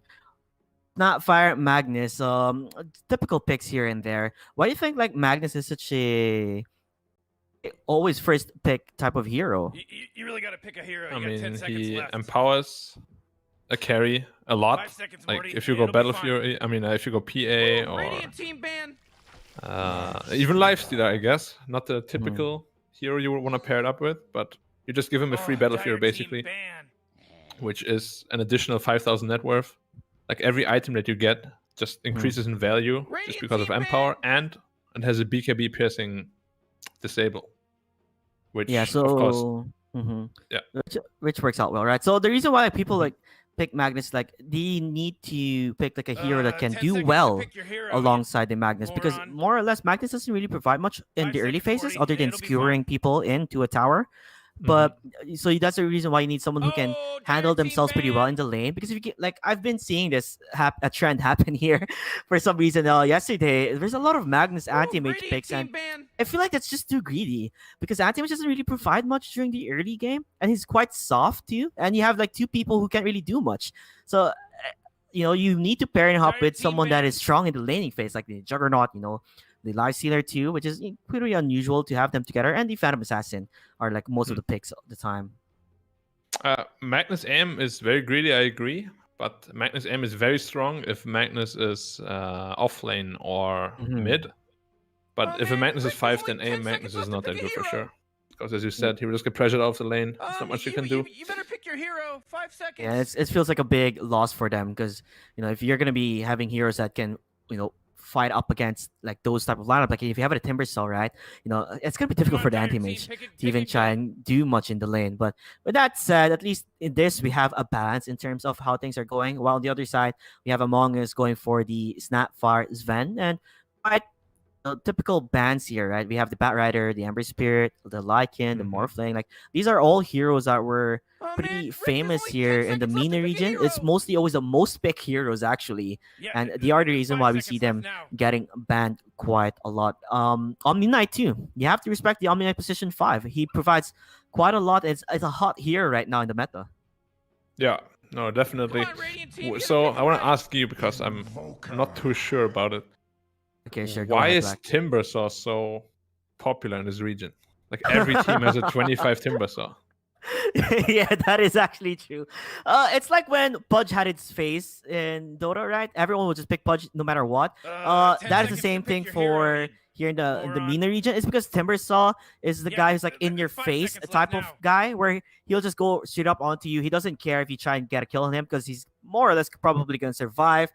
It's that ballsy type of play that people here in this region enjoy doing, right? It's just a type of in your face type of thing where you have to 5 people go up Dire to you and team try to pick. kill you, and if Legion they do kill you, Commander. you're like, I did my job. I created space for everybody, and that's probably the reason why Timbersaw is like the most favorite pick here in the region. Yeah, it was literally just this region. I've not seen another region where this hero is like banned every game, and every time it's picked, the guy's like level 25 on it. You really got Yeah. a hero. You got 10 It's always gonna seconds be a left. master tier, and now that there's like Dota Plus update, level 30, You the better pick your hero. Grandmaster. 5 Yeah. seconds. So it's like we're gonna be seeing level 30 in a short time in 2021 when there's Yeah. more tournaments here in the region. But Yeah. with that said, LC, I guess does it counteract the Lifestealer pick, right? Because it's gonna be Lifestealer Magnus together. Guess I'm guessing it's gonna be a position 5 Magnus, but it's Yep. maybe LC Snapfire. So in this type of lane matchup, like who do you think is quite ahead, or is it pretty equal in terms of being able to find farm? I mean, I think Lifesteal is still gonna farm very comfortably, because you can just go for like a chainmail, and LC can't really harass you anymore. Because if you feast sustain, I think the main reason why they picked it is because to purge off the Magnus RP of the Sven. Because if Sven is BKB, you get RP'd, you feel terrible as a Sven, of Yeah. course. Exactly. So Legion will make sure that there's some sort of counter to that, and of course he will also free farm against the Lifestealer. Like they both just completely free farm against each other. With that said, actually, last game in game number 1, we had a 666, which is their offlaner in Seer Dream. They made it as an invoker, and I'll tell you what the lane was. Okay, it was an invoker Snapfire together up against a Phoenix EB Terrorblade, and Terrorblade lost that lane. Is it that hard to play up against like an invoker Snapfire together? I thought like invoker doesn't really. During the early levels, he doesn't really provide much, and he's like a heavily level dependent type of hero, right? So Yeah. was it No, like I would imagine Phoenix TB should win that lane pretty easily, and then TB when he's level 5, 6, when he can actually get pressure by Invoker Snap, he should just be able to go to the jungle. But maybe they're like very experienced with like Invoker offlane. They have like You really gotta certain pick a hero. You got 10 seconds left. timings they're using or something. But just in general, the 5 lane doesn't seconds, sound Morty. It'll be but fine. yeah, that amazing. doesn't sound that great. Yeah, but Yeah. it was a big outplay for them, like being able to find the Phoenix, because that is their weakest link is the Phoenix. Each time Phoenix does that, it gives that invoker that goal that he needs, and the moment Metamorphosis being pop up, you just disengage clearly, and when Metamorphosis is gone, that's their moment to shine. For sure. I mean, if you outplay them, you have Tornado, you have Cookie. There is a lot of aggressive potential. Radiant team ban. They do have a lot of disengagement, and it's gonna be a Tusker position for Tusk 5 Snapfire LC offlane with Sven Entire team Poor. ban. So Tusk, would you like to have Tusk and LC together, right? Because he does do quite a lot of damage with the tag team, and if you're able to trap one down, that would be amazing. But if you're gonna be okay, so it's gonna be Sven Sapphire 10 and seconds Magnus to pick your Lifestealer hero, in their you own lanes, right? And moron. LC Tusk. I don't Yeah. think you're 5 gonna be able to seconds, really Morty. catch It'll be people fine. here, right? So you're gonna just dish out as much damage as you can on the Lifestealer, since he does Radiant have team rage, but physical damage is much more what he's gonna be afraid of then instead. Yeah. But actually, tag team does not get applied to To Lifestealer during rage. to Lifestealer during rage. Yep. Oh. It doesn't pierce spell immunity. So Oh, man, I mean, it is Radiant's another only 10 BKB seconds piercing left to pick a disable, hero. like the Walrus Punch. But Yeah. the lane itself, I there's don't 5 think he's seconds gonna left do now. too much to the Lifestealer. Like Lifestealer is considered one of the best like counters to Tusk in the lane. So very interesting that they chose to pick that decide up. to pick. Do you think it's just more on like if there's an RP, Tusk will be able to like save one out immediately with a snowball, right? Or like a combination and all that. Tusk is one of the people that can even help dodge out like an Alina Laguna Blade. So if he's able to time that right, maybe that's probably the reason why. It is definitely possible, but they could also like just switch their lanes, put a Tusk safe lane with a Sven, which could potentially work. They could even pick another pos 5 Entire team and ban. put the Snapfire middle, which we have seen quite a lot. Like an Undying could be really good. Radiant team pick. Yeah, it could be really good. And looks like what do you think is missing in the terms of lineup for Among Us here? Like, did you need like someone who can do burst damage and enter the back lines immediately? Yeah, they don't really have a backline cut. Like they have very tanky heroes, but they Entire don't really team have pick. a great form of initiation. Yeah. Zeus. Ooh, it will be a D Zeus. Get that magical damage. No, it's gonna be. He's pretty strong in the lane too, right? With the chain lightning, being able to farm that out quickly. But with that said, here in Gym, it's still in their ballpark on what you want to do because you can also still make an invoker off lane and have a surprise pick in the mid lane. It will be a Templar Assassin. Oh no, I've seen this gone really bad for Zeus before because like Templar Assassin has that refraction, and you do know, and the only way to stop the refraction is if you were able to use your auto attacks and chain lightning. And if you do use a chain lightning, it's a lot of mana usage just to remove that refraction. And side blades too is something he has to be afraid of at the same time. It's definitely one of the best mid heroes against Zeus. You don't care at all about a static field or arc lightning spam, and it's really good against Sven and Legion Commander as well, because they don't really only have one source to remove the refraction with a Snapfire ult. Other than that, they have nothing. It's a really good TA pick. It was a big surprise pick. I'm a bit shocked they didn't see this coming because they had Invoker offlane just in game number 1. And, you know, if you're going to pick someone like a Zeus, you need to be sure that it won't be heavily countered pick. And this is just a lane that's difficult for Zeus, right? He's going to try his best to get the most out of it. But Hellfox, the Templar Assassin, he's going to be able to farm it out. And once he gets like a Blink Dagger and a Desolator, Zeus is just too squishy. Same with the Snapfire. I also feel quite bad for the Sven playing against Invoker Lina. He's gonna get right clicked a lot. And that is true. So in terms of drafting, it seems like we are favoring more onto the draft of Seer and Gene because they have. I think they're gonna win 3 lanes. Overall. 3 lanes. You think that the LC lane wouldn't be like an even type of lane? I mean, it could potentially be. It's just I consider it a win to go even if your offlane completely pressures the other carry, you know? Yeah, okay then. Yeah. Because Lifestealer free farming with Magnus, you will just go to the jungle at some point and you will farm faster than Sven. Or as fast as the Sven. And yeah, like if you can't stop these Empower carries in the early game, like they just become so strong. That is why Magnus is such a good hero now. Yeah, that is true. Like, because, you know, like popular picks are this Van and all that, you know, people who can flash farm in the jungle immediately once you get stacks for them. But when you have a Magnus, it's a free battlefield more or less, where you can also catch up in terms of the farm. But with that said, we are entering game number 2. Before we begin everything, we have to introduce these players that we have here. So we do have Among Us in the Radiant side, Super Rudy playing this Van, Zokero playing the Legion Commander. I love to buy back playing the Zeus. Terrator playing Snapfire. Omar Sins is playing a D2MT. On the other side, we have, oh my gosh, my brain is not working too well, but it's here in Dream. 666 playing Invoker. ZT playing the Lina. Hellfox playing the Templar Assassin. Scorp Dodo playing Magnus. And Dragon Soul is playing the Lifestealer. They're actually going to group up immediately. That is Among Us. They did this last game looking for like the first blood. Ooh, even a smoke. Yeah, even in smoke. I mean, Invoker Lina are very weak to this. So if they get caught, they're in trouble. But they're staying very defensively right now. It did happen to them in game number 1. So they might know that this time it's coming again, right? Oh, they did it last game already? They did this last game and they were able to get killed under the off lane. I mean that's why they're so defensive then, yeah. Like, shame on us again if this happens twice, right? 2 in a row.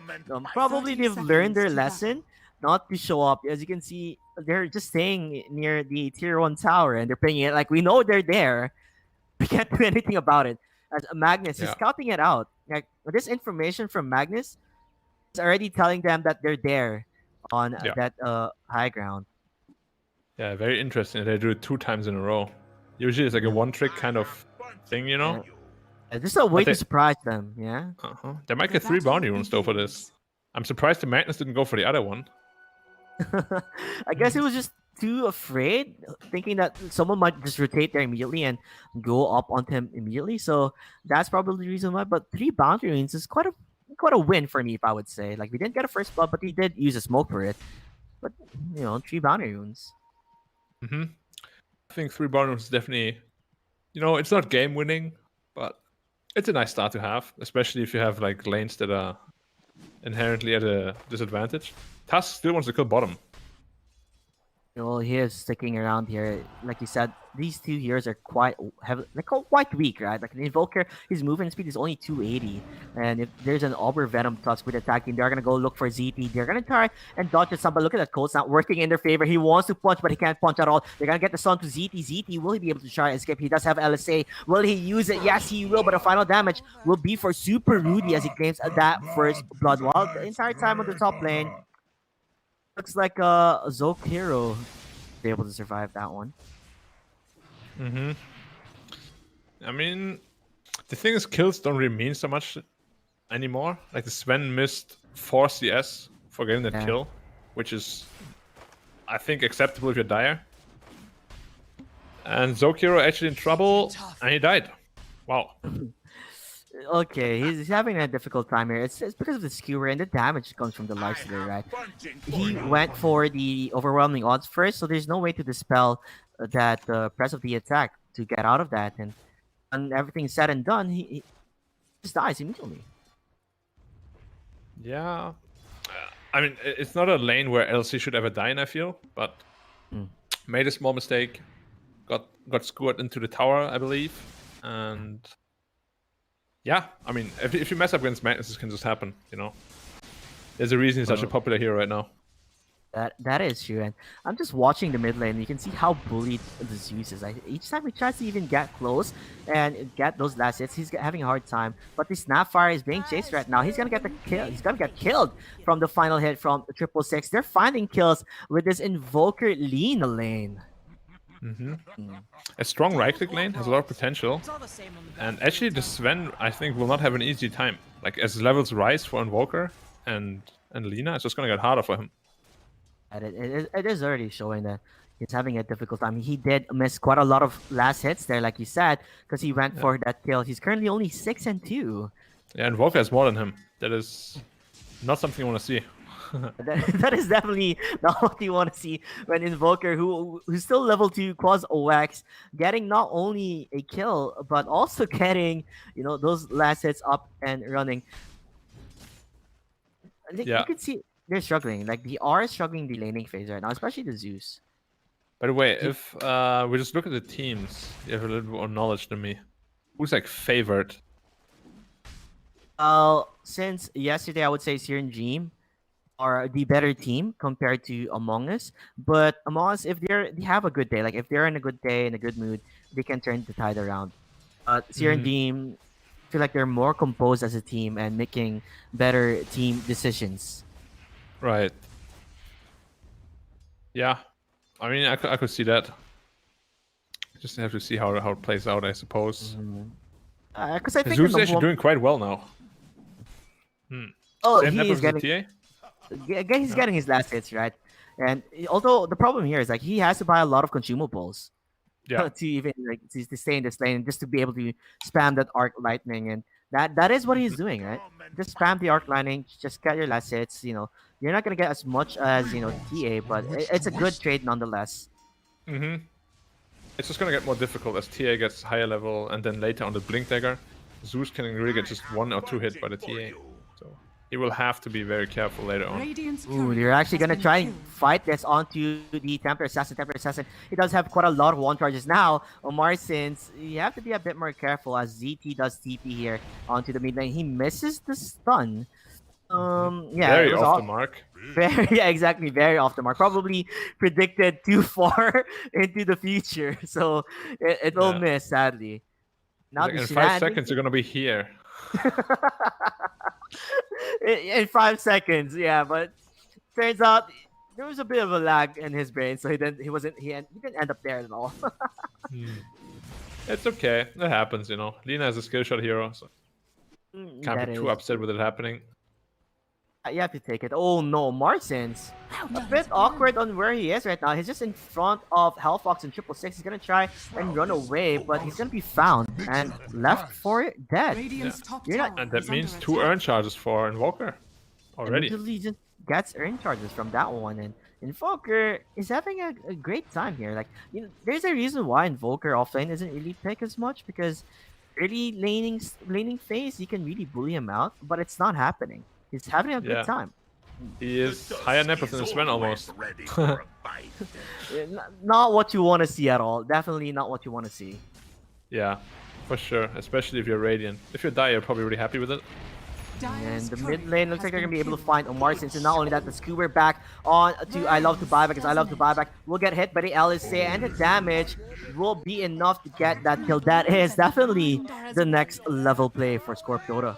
Yeah, unfortunately, no money for buyback, but Yeah, I mean, like, his name is literally I Love to Buy Back, but I've never seen him buy back. So it's a big scam. I'm like, you have a name, I Love to Buy Back, but he's not buying back. So come on, dude. yeah. do No, but do what that's your just- name says. It's just the weakness of Zeus against TA level 6. You get trapped once and you just die. There's like no response you have. Good team rotation as well. You And can't getting his really own run sentry now. away. No, you can't. can't- If you're slowed by a max trap, you're done. The only way you get out of this is if you just TP immediately, and doing that's counterproductive. Mm-hmm. Now, as we said, it's a really tough time for the Zeus, and also the Legion commander struggling a lot. We were, I guess I was expecting it to be a bit even, but not at all. These say like they're making it difficult for them, because the reason why LC is starting this, the entire supports from their side are rotating around trying to help this poor little Zeus. Because Hellfox, you know, he's farming his jungle, the jungle side of the Zeus, where Zeus wants to farm it out. Yeah. Pushing It their just shows how advantage. bad the matchup is. It's a really sad matchup. I hate playing this matchup when I'm Zeus, and I love playing it when I'm TA. So easy. It You just do doesn't nothing, mean- you know. You just watch Zeus lose. Because Yeah. Chain Lightning, sure, you use as much Chain Lightning as you have, but that just helps out the TA with the magic one. And more charges for him. Oh, dewarding his sentry now too. Ooh, that feels bad. It feels really bad. Like, look how many wards are there in the mid lane too. Like, there's like 2 observer wards. You know, they're not gonna give him the chance. And like I said, he TP immediately. Base. Yeah. But no boots. Walk of shame without boots. Oh, Going on a Tusker though. Or EMP Tornado on 3. worked And- perfectly well, but there's no ghost walk, so they are gonna be able to get the chase onto the Invoker. At least they get something out of this. The Zeus wanted to KS this, but Omar Sins was the one who got the final hit. I guess, you know, Yeah, the Zeus is really bad. He needed that gold. he needed that goal. I was hoping he would at least get something out of it. He does have the boots finally, but now TA, he has double damage. He sees where the Zeus is. It's time to run away. Oh, he's in trouble. He wants to run away. Meld hit 1, 2, and 3. Fairy Fire for 1. It didn't work out in his favor. He's not only gonna find the Zeus, he's gonna find the LC. Nice blow coming from the Snapfire from the low ground, stopping that push from Hell Fox to get that kill into the LC. But Yeah. it's just not working in their favor at all. This is free stack for Hellfox too. And they also blocked the Ancients already with the Sentry Ward, so no stacks for Sven either. They're playing very well on Dire here. Like, the team seems very... No, like they have a good plan. They have a good idea of what they want to do. Definitely the game plan here for Seer and Jim is working out in their favor, making sure they're not gonna give them space to find the farm that they need. And each time the Zeus shows up in the mid lane, you see TA ready to run up in front of him. Yeah, Is that now we can see Desolator? Will be already scary. 2 levels ahead of him. It's... Yeah, it's a tough time to be a Zeus. Oh, 2 null talismans and a boots. Like, if you check his net worth, he's he's lower than the Invoker. Yep. And the LC is even lower than him, which you can tell that it's not a good game for them right now. Not at all. Okay, so we'll put you. Okay, I'll put you into their shoes here, Black. So let's say you're playing right now for Among Us, and you can see how bad this is happening already for you.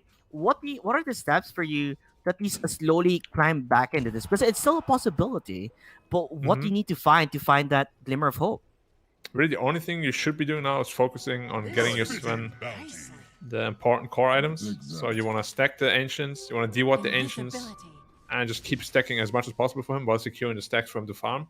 Because their team fight is still really good right now, because Invoker's still weak, Magnus doesn't have Blink, TA doesn't have items. They still have a window, but they need to make sure that Sven gets his core items, otherwise they have no chance. Like, they're trying to push his bottom tower, which I feel it's kind of just a waste of resources because the Sven is not getting any farm from it. You know, like he has the same amount of farm as Lifestealer and TA, which is not good if you're Sven. You need to be far ahead of them. He needs to find those key items, and then they can start, pressuring it out, finding those pickups, because that's the money in the bag. And is their money in the bag, and if he doesn't have anything at all, then it's gonna be pretty bad for them. They are gonna try maybe look for a kill. Snowball will be there. Nice trick coming from them. It's fine if they can find a kill. But EMP Tornado is ready. Will he be fine? He's Vanyas DR. It just leads on to. Will he be fine?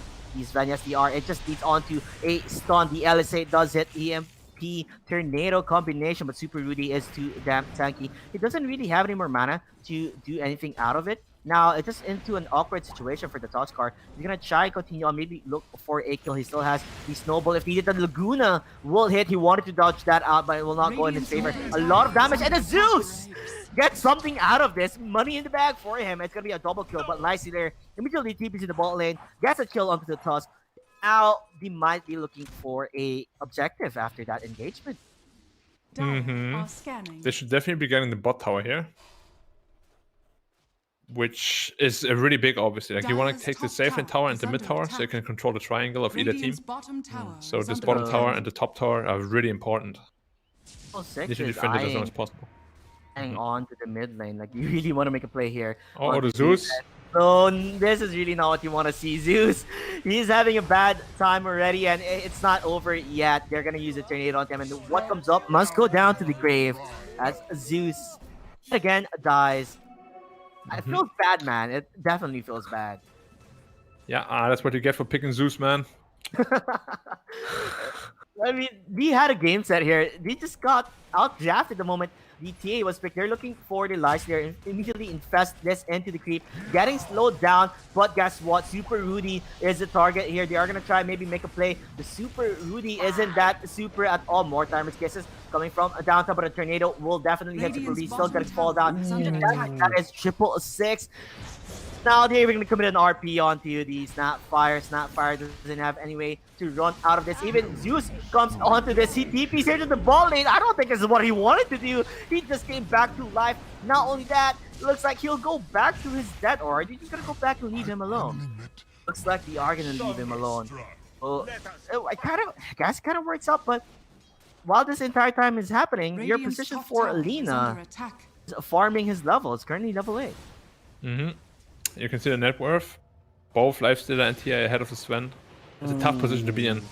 Ooh, they're diving tower now. Not done yet. They are diving, and this might be bad for Syrian Dream because this is the troll syndrome. They're throwing it away. No ID, no entry for him as the eye shard will be there. If Hellfox dies here, that will be a big victory for them. It's a double kill. Sweet revenge for Zeus. He finally is able to get that onto them. Radiant's middle tower. This is a problem, Black, don't you think, for the MENA region? Where people just continue diving and diving too much, where you don't really have to, right? Yeah, I've seen it from every team, other than Team Lebanon. Team Lebanon looked really disciplined, but all the other teams are very... Like, they're not sure when they should be, diving and stuff. Like, they just dive all the time. They're a bit crazy. They be crazy, and it's just how the region is right now. Since there's not much of a big competitive scene here, it's very unpolished type of Dota where it's just run at you, face first, right? Where it's just keep on running at you, look for kills, objectives, and hear that. But sometimes when you do that, it's a double-edged sword. If it doesn't work out in your favor, you're just giving space for your teammates to catch up. As Corp Dota will die in the bottom lane as Dragon Soul couldn't really do anything to save his friend. GG Branch has been dropped. Dragon Soul, once you get the kill onto the Tusk is a bit more tanky. He is gonna try and use that Ice Shard to save himself. Mask of Mad is used to control the Lysander, but Lysander does have rage. LC is gonna join into this. Finally gonna find a duel, but the duel damage, will it be enough? No, it will not. We will even use the infest for this one, but Dragon Soul will die. You do not want this to happen if you're part of Syrian Dream, because it's been quite ahead in terms of the laning phase has been doing good. You're throwing your bodies among us to be able to catch up. I think this would have been okay if Lifestealer just left, but instead he ran in. Very brave, but of course going down here it's a pretty big blunder. It's what you call the save a friend syndrome here. bottom You know, tower once you has see your Yeah. friend dying, you're like, no, I gotta save my buddy there. And he tried, but it was not worth it in the end. They are gonna try maybe look for a play. Ooh, Snapfire gonna be hit by Tornado, but they're gonna be able to find Hellfox, but not the situation that we want to be. And yes, Snowball save will be there. But with that said, the damage has been done. A 3-man RP. Sideblades working on their favor. Hellfox though will be the target. Gonna get that kill onto Hellfox. Now Super Rudy does not have any more mana. Gonna get Cold Snap and Meteor. And Laguna each eat the magic damage that they have for fall down the next level play. What was going on their mind?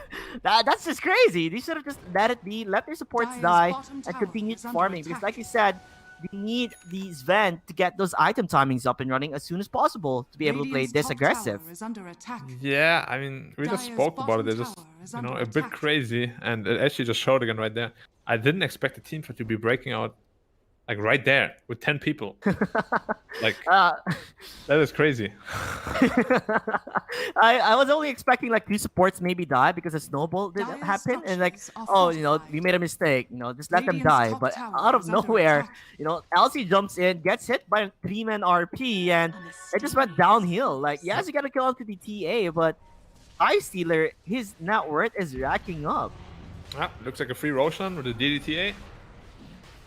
Not much you can do. I mean, what can you do? Like, your LC only has a blink dagger, but no duel at all for 17 minutes. Roshan has No dual fallen into damage. the dance. So Yeah, it's like it's such an off-lane snowball hero, and he Mhm. has been shut down incredibly hard. He just has no game. And Like- like the reason why you want a blink dagger is so that you can initiate, you know, find those quick and easy kills. Whenever he tries to find it, he doesn't have the damage to even kill them Yeah. at all. He has to be careful that he doesn't feed dual damage away Mm, at that this is point. also Like, he's so true. weak. No armor, no. Radiant's No, mid You die. Yeah, You do like a definitely. Lina or something. Even if he tries to duel anybody, right? He needs to find a target that is definitely alone. But even if he does duel, he's not going to be able to get a kill on that one. There are a lot of TPs onto the bottom lane. You're going to be able to find Hellfox. Will he even find that duel? Actually, Hellfox jump into this. Going to duel onto the Magnus inside. There's the damage. You're chasing on to Hellfox. Hellfox will be found. Aegis of Mortality. Not the usage that you wanted to be. 666 is going to be the next target for them. Hellfox and Lifestealer are in the bottom lane. Nobody is close by. They're going to try and aim for Hellfox instead. Let Lifestealer continue on to the chase. They have an RP hits onto 4. Look at the side blade damage. Not gonna be good, but they're gonna get the kill to Hellfox though. We thought it would be enough. It's still not enough. He still needs more items to be able to dish out that damage. Well, Lysealer to get those kills, right? He's been chasing people around. Benny Hill music there, but he wasn't even able to get close to anybody. Yeah, once again, I don't know why are scanning. the TA was just running in from behind the tier 1 like that and blinked into 5 heroes. Ooh. Oh, nice, Yeah. nice pick off there. Bottom tower is under That attack. Invis Rune helped him in the favor, and like you said, like, Radiant's LC bottom tower has fallen. is already having a difficult time. At least he gets one dual victory out of this, right? Mm-hmm. Yeah, but this Dire's TA middle has tower been is under he has made attack. him 2 really questionable moves so far on the bottom lane. He should not be dying like this, you know. Like, you're Radiant's strong, but you're bottom not tower is under attack. like Right? that strong. Yeah. I guess it goes to show that it's just they're overconfident, right? When you're too confident, Look at this cocky. Magnus. He's just running there through creeps and everything. This region is crazy, man. it's okay. Yeah, yeah, that just happened. But at least I think they're Wait, gonna wait, find what? somebody. Okay, looks like they're gonna be able to find the Radiant's Zeus. That is a middle Zeus tower that had is a under mega attack. kill streak. Let's just say that just happened and move on with our lives. I cannot believe what I'm seeing. It is so crazy. It's wacky Dota. It's wacky Dota. It's entertaining Dota, though. So it is what it is, Black. We have to accept it. Yeah. I mean, I can't say I've just seen a Magnus run through a creep wave in a ward like that. Radiant are scanning. Definitely entertaining. I mean, like, it's like giving everyone information. We're coming for top lane, and we know you're there. Like, we have a ward there, so we're coming for you, whether Yeah, you and like they it still or get not. the Zeus somehow. I don't know. That, you know, there's new things to learn every day. There's always and- something, you know, that you Yeah. don't expect to happen, right? Hmm. This is definitely one of them. Oh, the duel onto an illusion Tiola instead. Oh, Dragon Soul wants to get the kill to Omar, but an amazing block there. But will they get that kill? There's no mana for the RP. They're able to get the kill onto the Lina. More timers kisses producing quite a lot of damage. They have the blink from Zokero, but Zokero will be able to be hit by that tornado infest immediately and time to get away. Or are they crazy enough to The re-engage Legion this is Black? grateful. I don't know at this point, man. They're crazy enough for sure. I don't know if they will do it though. This is the thing. It's a mixed bag. You never know what's really gonna happen here. Yeah. No, definitely this cold snap. Looks like you're gonna find Zeus. No, Zeus. He's trying to run away. He does have the boots of travel. They're gonna. Oh, he doesn't even use the 5-stop cookies on him. They're gonna stop. be careful, Lifestealer, crazy. Oh, Lifestealer is crazy, but is he that crazy? Yes, actually, he is that crazy. You're not only gonna get the kill onto Magnus, but it looks like he might even get a kill onto the Lifestealer. He doesn't have any rage. He do have magical damage here and there, but he's still surviving. He wants to infest, but actually, infest is on cooldown. He falls down. Yeah, Black. Yeah. Anything can happen. Anything can happen in the MENA region. Anything can happen, man. What is happening? They're just enjoying their day, right? It's game number 2. You know, give or take, you know, anyone can win this game right now. I thought it would be heavily Dire sided because, you know, Seer and Jim feel like they have the better draft, right? In the books, they have the better draft. If they played it well to the point, right, you don't really have to toss your bodies. Like, if you play it in the sense of just finding the farm, apply pressure, you know, leave like a couple of heroes, look for pickoffs, but more or less just have your lifesteal, get that farm and the TA. You know, once you get those items up and running, that's when you start pressuring them on. That just doesn't happen here, Black. It just doesn't happen. It's just non-stop action. Yeah, I mean, it certainly looks that way. Like they, yeah, I mean, they just have their own special playstyle. Like I'm not used to seeing this kind of stuff. Well, this is as disciplined Dota as you can get from the MENA region. Yeah. Disciplined and not Other than refined Team vibes. Lebanon. Team Lebanon is so disciplined. They're crazy They're like disciplined. they're what we call the gatekeepers of the region. If you want to make it big into the international scene, you have to be strong enough to get past through Team Lebanon. And for now, we haven't really seen a team that can, you know, get through them. Yeah, they're the favorite to win this tournament, right? They are the favorite of this tournament. They just received a death loss though, so that might bite them in the butt. That might bite them in the because you know, but you never want to be in the losers bracket. And yes, you may be the strongest team, but if you have a bad day, Black, you know, sometimes it never goes your way. So, Yeah, you know, I know that very well, man. That it is not nice. Yeah, when you have a bad day, no matter how good you guys are, Radiant's top you know, tower is it's under a bad attack. day. So hopefully, you know, they won't have bad days and they'll have a fierce competition in the lower bracket. But with that said, though, question is, who are they going to be facing in the lower bracket? It might be Dire's one of these two structures are teams. fortified. It's still 50-50 for me here. Yeah, I mean, I'm still Radiant's favoring top Dire tower quite a is bit, under but attack. if they keep playing like they have, then yeah, I think they need to relax a bit. I believe there's one line in the battle pass Radiant's back then bottom when tower is for the under TI, attack. you know, this guy has no chill. Like instead of this guy, this team has no chill. Team has no chill, man. Team has no chill, definitely, man. Like everyone's just like running face first. Like the Magnus walking down from he started from the bottom lane, Black. He walked from the bottom lane, run through the mid lane to the top lane, like musical chairs. And God's strength was used for his rend. Okay then. Yeah. Why though? Oh, because of a cane rune. Okay, Oh, EMP. Okay, do you really want to take this here at one tower? But at the end of the day, you don't want this fight. Nah, It's an we want to awkward leave fight. right now. Yes. Leave, Okay, then. please. Leave now. We are gonna smoke up immediately though. Like Seer and Dream, you know, we know God's strength is gone. Well, you know, it's gonna be up and running soon, but not as soon as possible because they're looking Dire's for top that tower fight. is under They're attack. drawing around the map here, looking for a pick up. They have the slow blink, a dagger in. They're gonna find the LC blade mail. Use it, buddy. Use your blade mail. Looks like he's gonna use it too late. They're gonna use the glimmer kill, blink in onto the Omar. It says they're gonna block the entry, but the entry is still open for them to enter. BKB now used for health box. Gonna attack Tarator from the low ground. Double kill. He couldn't stop it. He couldn't stop the, you know, 4 timers kisses. He just want to burn them more. I think he would have survived there though. Yeah, I mean, he could have definitely just disengaged, but I think he yeah, once panicked. again, a very scrappy fight. Like, you know how I said they're really organized and have like a good plan of what they want to do? Kind of feels very random right now. Radiant's middle let's tower is not under talk about attack. that, Black. We never talked about it, right?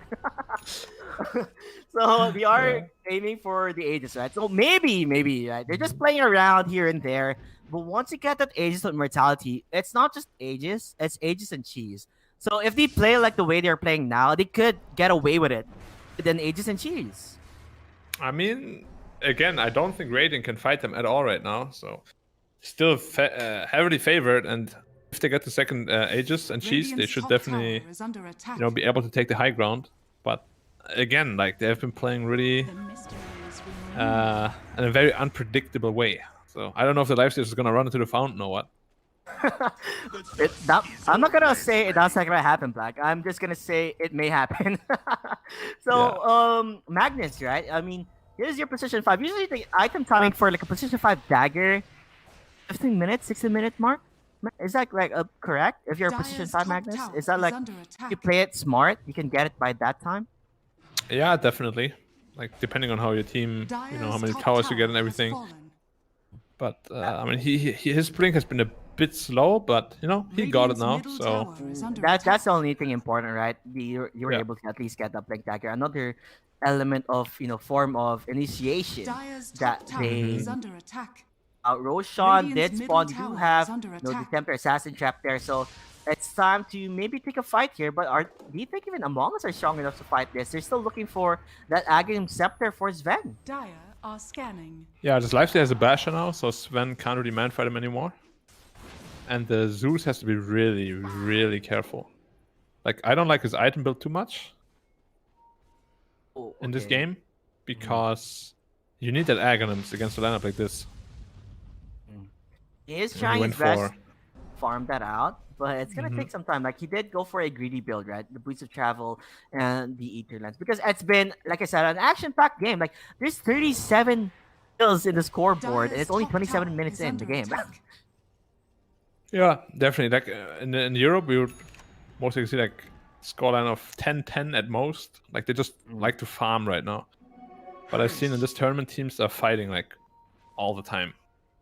Pretty much. Kinda reminds me of the CIS region back in the day, where people were just really aggressive in terms of fighting and looking for kills. That was like years ago when things weren't really that as polished as it is now. It just reminds me of that old school Dota where everyone's just like in your face, get those kills. Yeah, definitely. But ever since then they've also moved on already, and they're playing a more stable style now, because that's what wins you games. in the end, Oh, Health Box! He TP'd into the Roshan pit. Everybody's here. He's alone. Where is his friends? They're gonna get a duel, but guess what? Roshan actually bashed up the Sven along his BKP. Now he's in trouble. Not gonna look good for more Timer's Kisses. Will fall down. Territory doesn't even want to stop that more Timer's Kisses because he will be eliminated. It's gonna be a 4-man wipe. What just happened? Yeah, and Invoker solo kill the Zeus on the backline.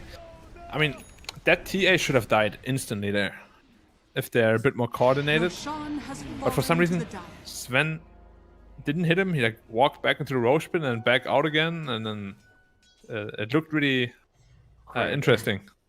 I would say awkward, but that's a nice choice of words you have there, Black. I mean, to be fair, he was standing there, so I'm Radiant's guessing he bottom got tower bashed is by under Roshan. Right? Yeah, Instead he of did, Odo. but after that, he ran back into the yeah, Roshan pit. yeah, he did, Yeah. he did. I think it's because of this Radiant's observer ward middle here, tower where is he under spotted out attack. the Magnus coming in. Radiant's So maybe he middle was a tower bit has afraid to get hit by the RP immediately. He ends up still walking into it though. Yeah, and then he walks back into it. So Yeah, Dota, everybody. Just yeah, Dota. and then Zeus just got solo killed by Invoker in the backlines. So all of the damage was gone Radiant's top instantly. tower Now they have is Aegis under Cheese, attack. 16k gold lead. It's almost impossible now for them to really fight them at all. Honestly speaking, like, what can they do? Like, not only that, that's not only the problem here. The Temper Assassin can even delete one hero immediately. Like, Snapfire, yeah, sure, you're dead. Zeus, yeah, you're dead too. I mean, anyone, even the Sven right now, he's not tanky. If Think he can gets fight the Sven now? Melt Strike, on him, he's just gonna die. He can fight him 1v1, is what you're saying. Yeah, for sure. Ooh. And lives they can fight him 1v1 too. Okay, that was a lot of damage. Yep. Scouting ulti coming from Zeus, Radiant's just to know bottom where tower they're is at. under You know, attack. it's nice to know where your friends are at, so you're gonna be able to tell that they are here in the bottom lane looking for the tier 2 tower. Gonna continue pushing this on, right? So how do you Dire's structures even stop are this? I guess fortified. RP. Okay, RP is not down anymore. It's up and running, and they have Aegis and Cheese. Wait, They're Sven's actually- picking bottom? Radiant's bottom What tower the is hell? falling. Yeah, that is happening. They are gonna look for the RP. RP will not be used. That he's gonna be able to use this RP onto 2. And the Cataclysm. It's a disaster. It's time to run away. Look at this. It's GG2. With everything all said and done, they tried their best, you know, but they're just gonna give an ultra kill to Half Fox, and their best was not good enough. Among Us. It looked like they had a glimmer of hope, just quite a bit, right? Because of misplays coming from Seer and Dream. At the end of the day, it just shows that the Seer and Dream had the better draft, Black. Yeah, way better draft. Like, it was much easier to execute. They had BKB counters. They had just better lanes overall. Like, as we said, I thought they were going to lose 3 lanes, and they did. If you lose 3 lanes in the current patch, you just... It's so hard to come back. Yeah, it is very hard to come back, and sadly enough, we will see Among Us drop to the lower bracket where the Juggernauts, Team Lebanon, is waiting, right? So at this point, I guess people in the upper bracket don't want to be in the lower bracket now because, you know, Team Lebanon is there. Yeah, that's always the thing. Like, if the favorite loses early, the loser bracket becomes Because scary the place bracket to be of in. fear. Yeah. Yeah, because at any type of moment, you know, they have to at least study. Because this is right, all replays are there, so they can study their opponents, check what the type of plays that Team Lebanon do, what are their favorite picks, like what can you maximize, you know, in the errors that Team Lebanon has. Like they barely have any errors because, you know, Team Lebanon has been a team that has been together for quite a long time, right? So they're veterans also in, you know, in the region, and they've played internationally as well. So. Yeah. That said, I mean, you they know, have like yeah, 4 professional players, so yeah, exactly. I mean, it's I going to believe- be difficult to beat them. Like, when I watched is. them yesterday, it's like you're yeah, they watching just them look too play like a tier 2 tournament, you know, with someone with like strong Yeah. teams. Like you can be part of that type. no, they played YOLO Knight, who I thought was one of the better teams in this tournament, and they absolutely destroyed them. Like, they had no chance. It was a slumping grounds, and YOLO Knight is actually in the lower bracket too, so they might meet each other again. It's gonna be scary for everyone there in the lower bracket. Like you said, it's gonna be bracket of fear. With that said, we are gonna go to an ad before we talk more about, you know, what is next and what can happen next. So we'll see you guys there.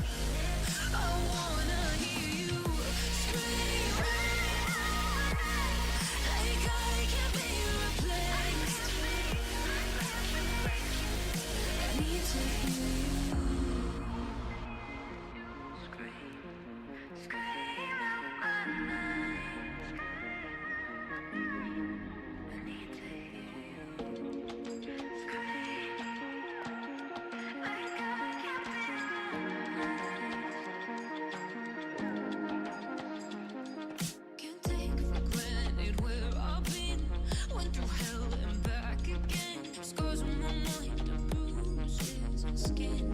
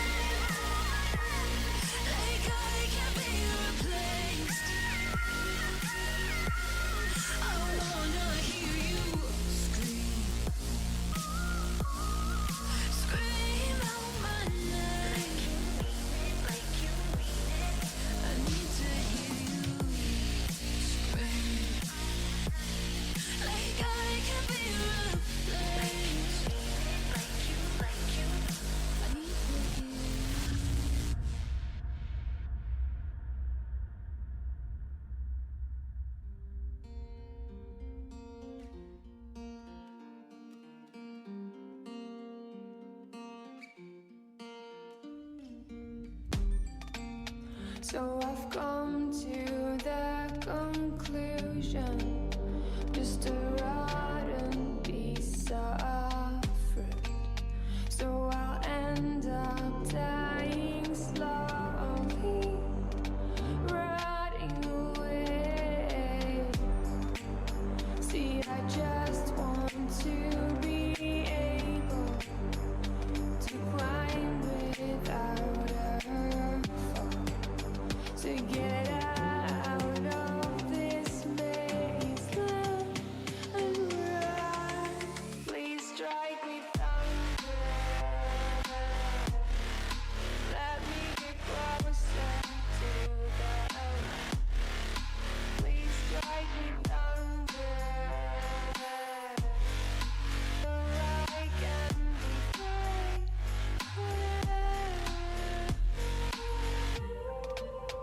So I've come to the conclusion, I'm just one man amongst thousands. In this world I'll load them, sure they'll do fine without me.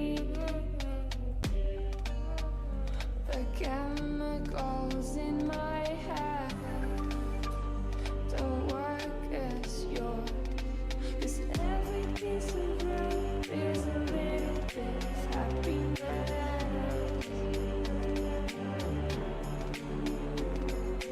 Every kind of love causes a little bit less regret. Please strike me thunder, let me get closer to the light. Let me go under the water till I can be free. Let me go up, let me go up, let me go up, let me go up, let me go up, let me go up.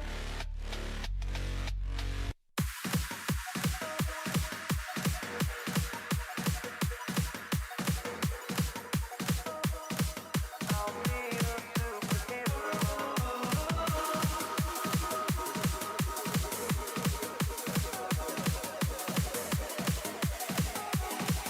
I'll be your superhero. I never wanna hold you back.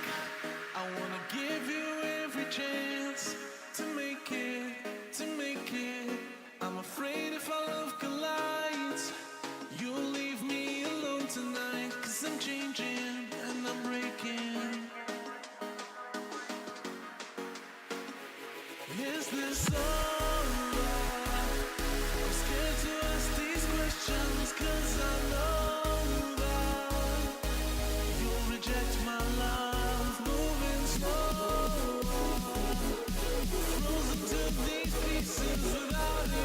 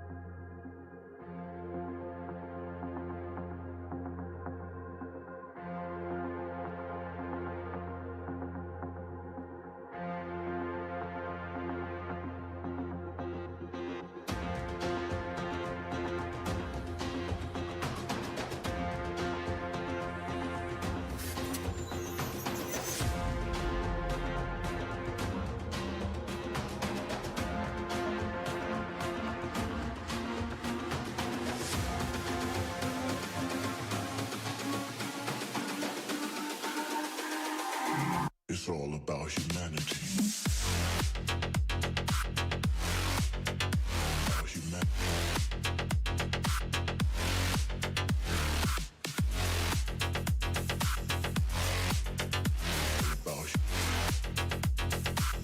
It's all about humanity. About humanity.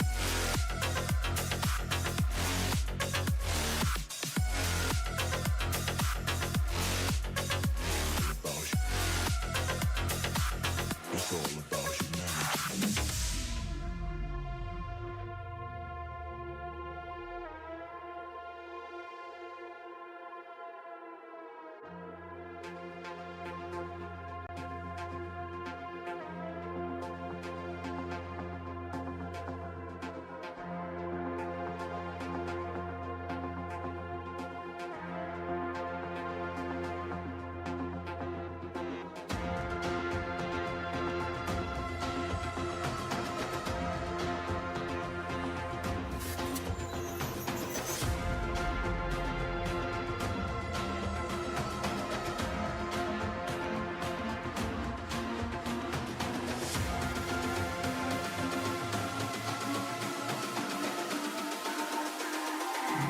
It's all about humanity. About humanity.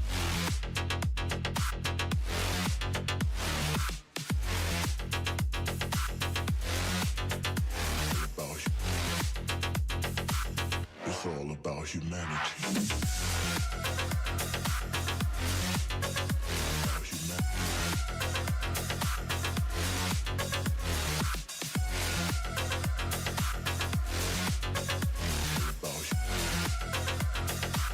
It's all about humanity.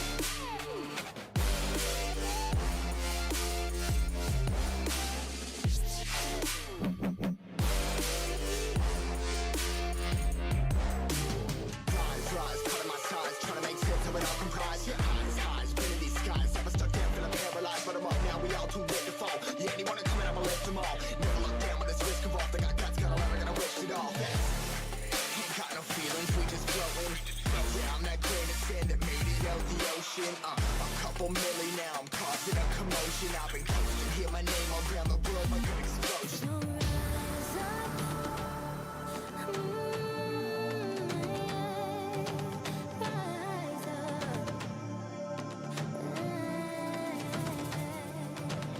We are the apocalypse and a pill that keeps us floating. As we fly above the stars, the light won't scare us falling. So rise up. I'm too great to be landed. Rise up. We're too great to be standing. They know they're gonna stop us, fly by them like choppers. Better cut those risks, hold one of my fists, we fly as starters. Let's go. One out of a million, we'll reach those heights. All the kind of feeling that I won't deny. That work, never could possibly look at my eyes. I'm on the rocks, rise.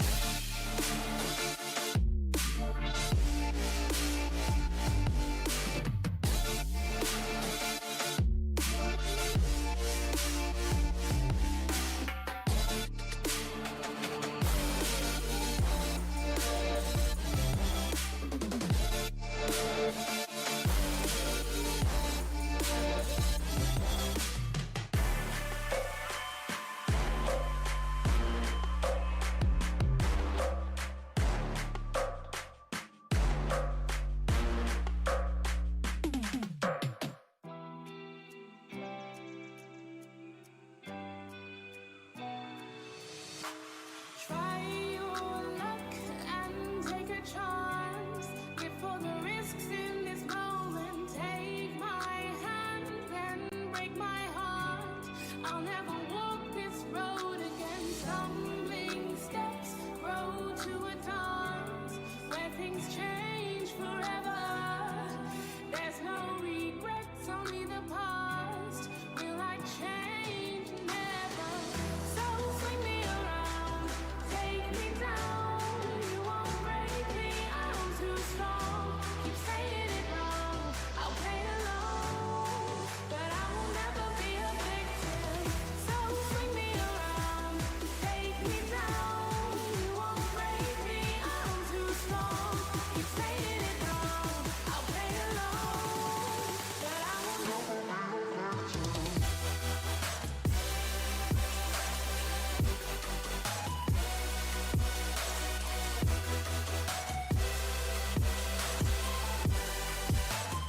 Never be a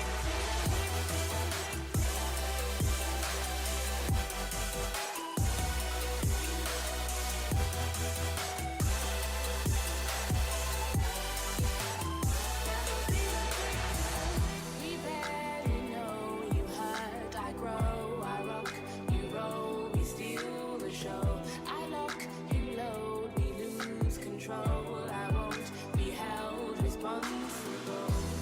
Run to the hills, leave love behind. Let's lose all concepts of time. I'll take yours and make it mine. Loving me, myself, and I. So swing me around, take me down. You won't break me, I'm too strong. Keep saying it wrong, I'll play along, but I will never be a victim. So swing me around, take me down. You won't break me, I'm too strong. Keep saying it wrong, I'll play along, but I will never be a victim.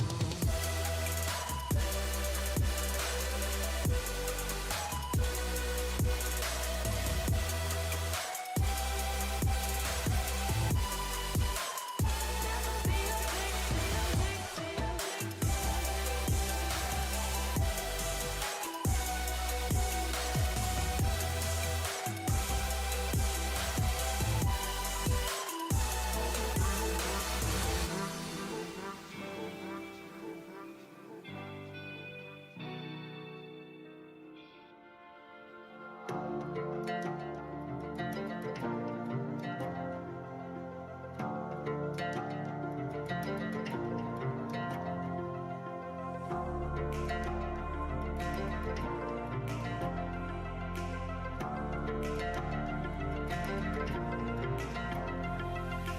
You're too bad, I'm right.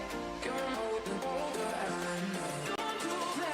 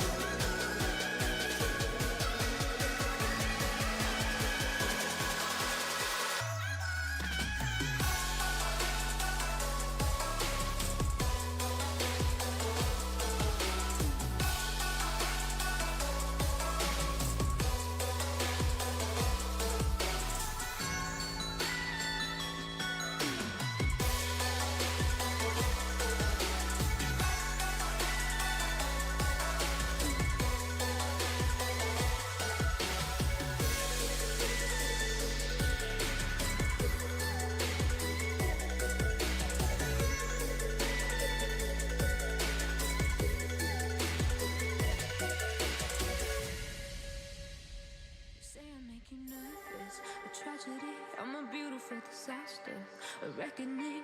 You wonder how I got this way. You think I'm someone to be saved, someone to clean up and tame. Oh, some things never change, never change. Oh. You think I would look pretty on your arm once you cover up my bruises and battle scars, but it always ends the same. Can't bear the things I've had to face, got you crying on your knees in pain. Oh, some things never change, never change. Oh, you'll break your back to make me feel again, suffocate to make me breathe again, lose your mind from endless pain. Some things never change, never change. Oh, redemption never came. I stopped asking for forgiveness, cause you should know only fools tread where the angels fear to go, but you keep trying to get too close. Save myself by turning into stone, so save your judgment cause you just don't know. But some things never change, never change. Oh, they say I should feel guilty and change my ways, leaving crumpled bodies in my wake. Swear I didn't mean to make them break, but they're so delicate and so mundane, and they keep coming like a moth to a flame. Oh, some things never change, never change. You break your back to make me feel again, suffocate to make me breathe again, lose your mind from endless pain.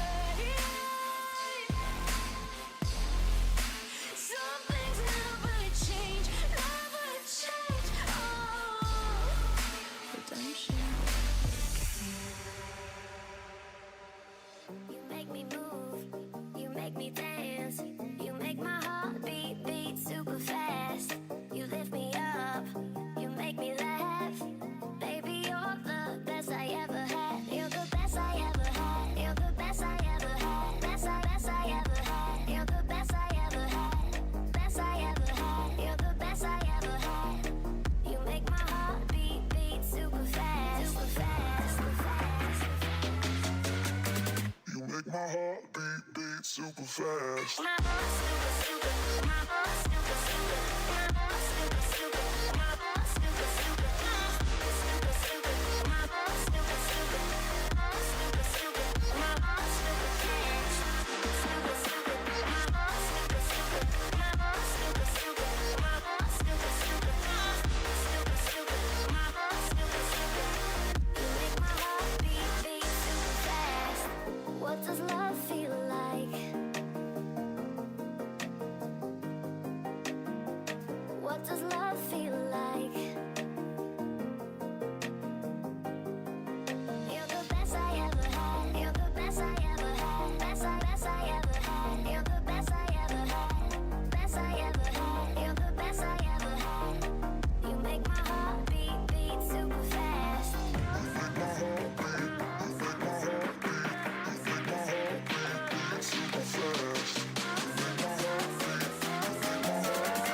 You make my heart beat super fast. Super, super. My heart's super, super. My heart's super, super. My heart's super, super. Super, super. My heart's super, super.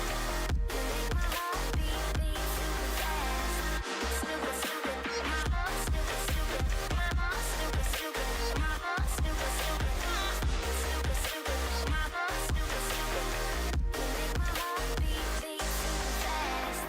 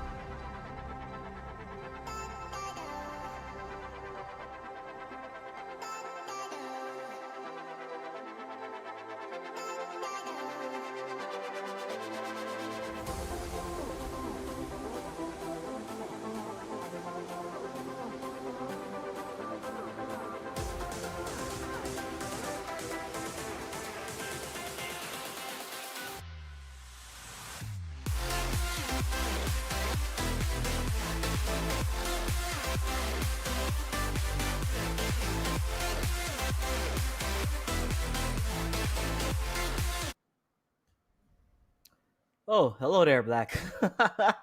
Hello. We're back this time for the lower bracket, which we were just talking about a while ago about Team Lebanon being, the people who are, the scary ones, right? The bracket of fear, and the one who'll be going up against them is a Bendover. I believe you casted your game yesterday.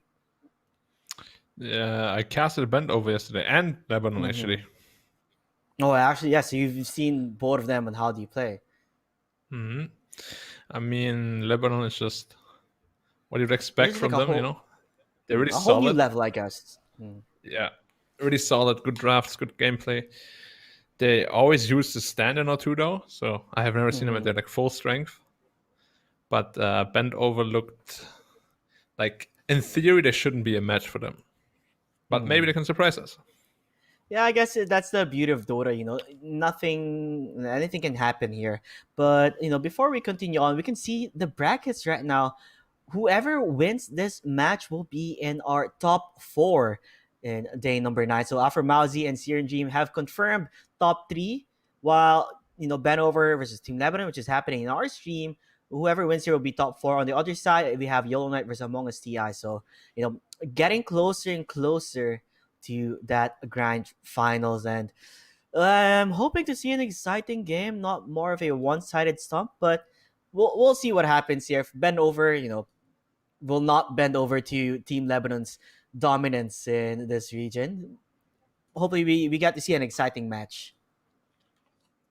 Yeah, I mean, I'm hoping for it as well. It's just I know GH. I know I've seen both teams, so I'm quite set on my opinion. But I'm always happy to be proven wrong.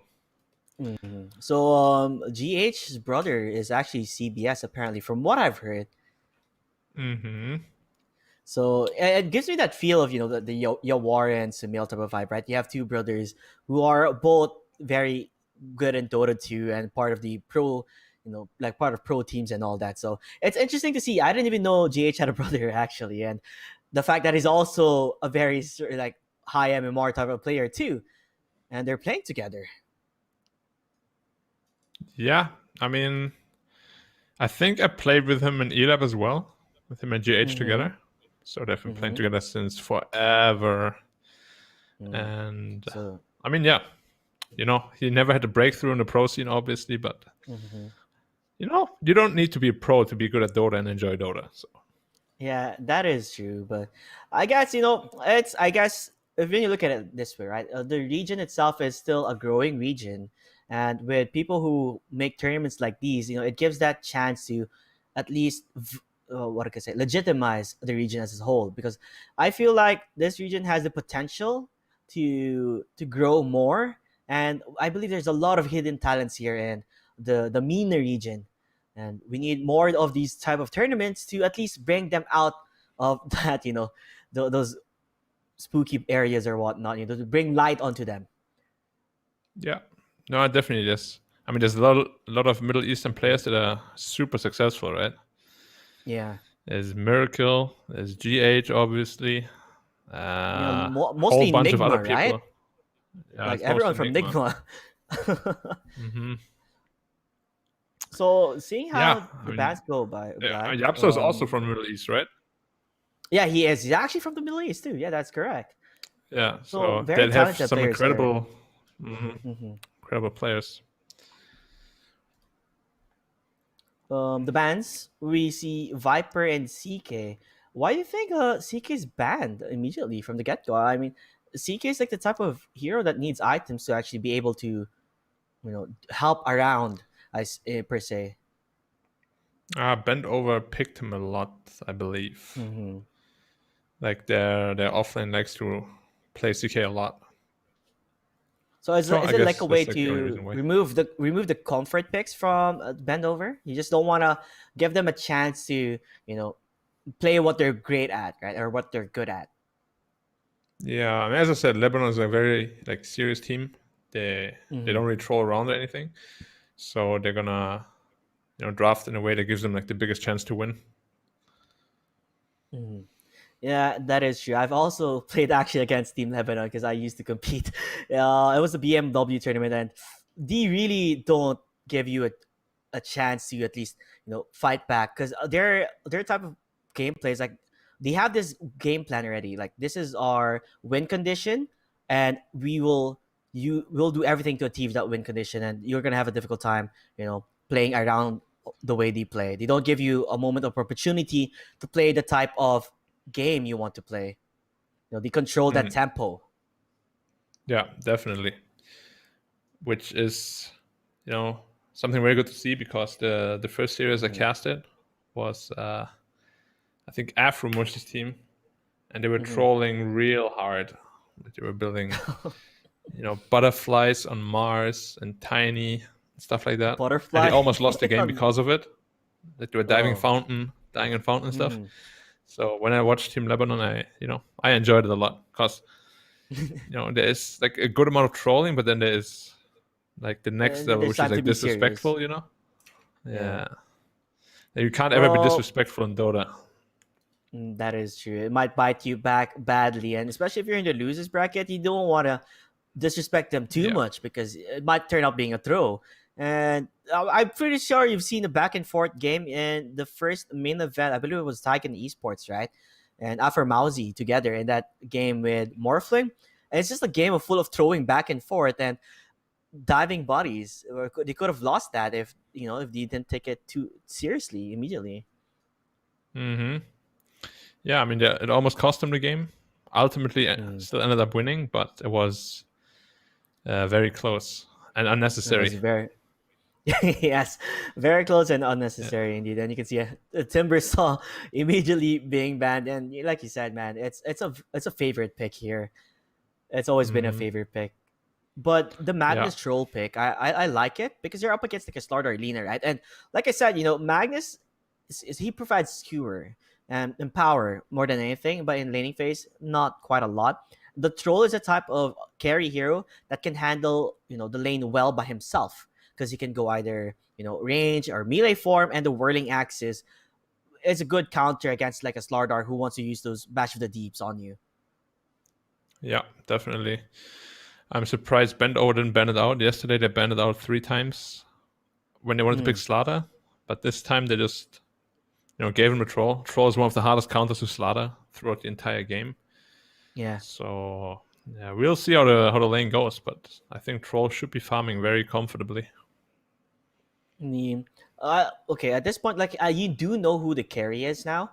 Doesn't this give a chance for Bendover to at least play around that draft? Because Troll isn't like, he has a strong carry, but he has his weaknesses too at the same time. Yeah, I mean, he's very kiteable, that's for sure. But it gives them like a winning condition, which they can send to the draft around already. So they will have a very clear direction of like what they want to do. Well, I guess that goes to show, as long as you have a strategy in mind already on how you want to play, and you just work around, what you're good at. And this is what, Team Lebanon, they're very, well, what you can say, versatile type of team, where they can play like the IO with a Slardar or any of those type of combinations. And you can see the respect bans from here and there from Bendover. They don't want to give them that chance to pick their best heroes. And Bendover, hopefully you'll have a nice surge draft, because I think most of the losses right now is because of out drafts too.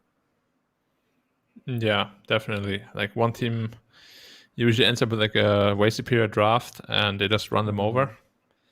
But I mean, it might happen again this game, because Bendover, they didn't draft too well yesterday, and Lebanon is always very solid. So. I mean, We'll they're see. veterans. That's why, like, Team Lebanon, like you said, like they have 4 people who are in the pro scene right now. So in terms of experience, they're heavily experienced already, and especially like people like GH, who's been part of, I don't know, like who've been to TI a lot of times with Enigma, and back then with Team Liquid as well. He has that experience backing him up, and actually an Omni Knight, it got through. Yeah, interesting pickup. I think they're gonna go with the PA here then, most likely. Yeah, I was thinking PA about or the PA too. Terrorblade, one of the two. They still have GH Rubik If they want to do that. Yeah, because you could take. There's a lot of spells you could take it, especially if you're able to get Guardian Angel. That is gonna Yeah. be a big help. I guess Yeah. Omni Knight is really good here because you're playing up against like a troll in the Magnus, right? And with the Heaven's Grace, where you get status resistance, it works out really well. Rubik Yep. might be here though. No, they're Coddle. actually not gonna go for Rubik. It's Wow. Keeper of the Light. Interesting. I mean, it's also one of GH's best heroes. Yeah, he does love playing that. He does crazy amount of stacks with his heroes as well. So, being able to stack up for your Troll Warrior, gonna be amazing. But at the same time, we were expecting maybe a Rubik come out, but it's gonna be the Keeper instead. Why do you think they go for a Keeper of the Light rather than a Rubik? It gives them a lot more team fight. I mean, you have a weaker lane for sure, but the team fight is going to be very, very good. Obviously, Blinding Light, very good against Slaughter, and a potential carry to pick up as well. But yeah, like fighting into RP and the Wisp is very difficult. There's the PA.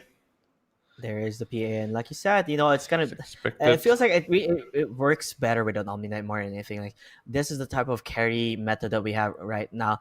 I think the beauty that they also picked the Keeper here is that you're still wondering what the Magnus would be. It's still a flex pick, right? It's not on paper. It will be your position 5 immediately, right? So it can still be in the mid. It can still be in the offlane if you would like. It works well in the offlane too. So it's pretty nice. They even it out. Like it's a Keeper pick, but you still don't know where the rest will be going. Yeah. What would I like to see? Something super annoying, like an Enigma. Enigma. I think Enigma +1 can really ruin Omni Knight and PA's lane. Like we have like a Magnus Enigma. This PA won't farm almost anything. He's gonna have a difficult time there. Being able to cut that wave immediately. But I don't know if they're gonna go Enigma or not. I mean, there's lots of heroes that can pressure the PA. There is potentially. What is there? Legion Commander. Legion Keeper. One of the strongest lanes in Dota. Death Prophet. Could be pretty good. And the answer would be Sven. No, so this is gonna be a troll mid, I'm guessing, right? Troll mid, Sven carry. That just or it could be an offlane Sven also. I haven't seen an offlane Sven in a long time, actually. It could be Cuddle Sven offlane.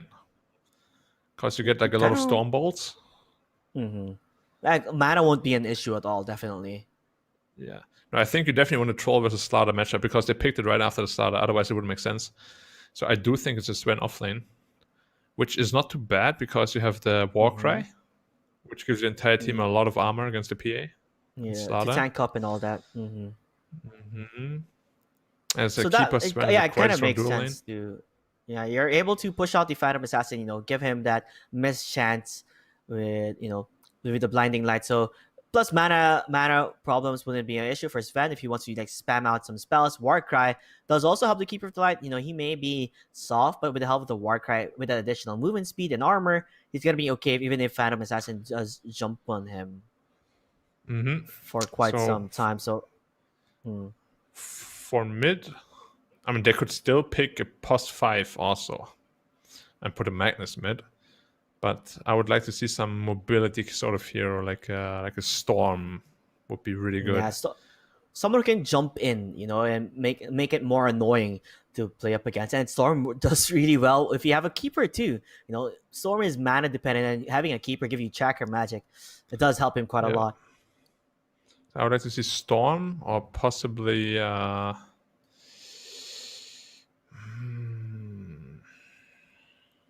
What else?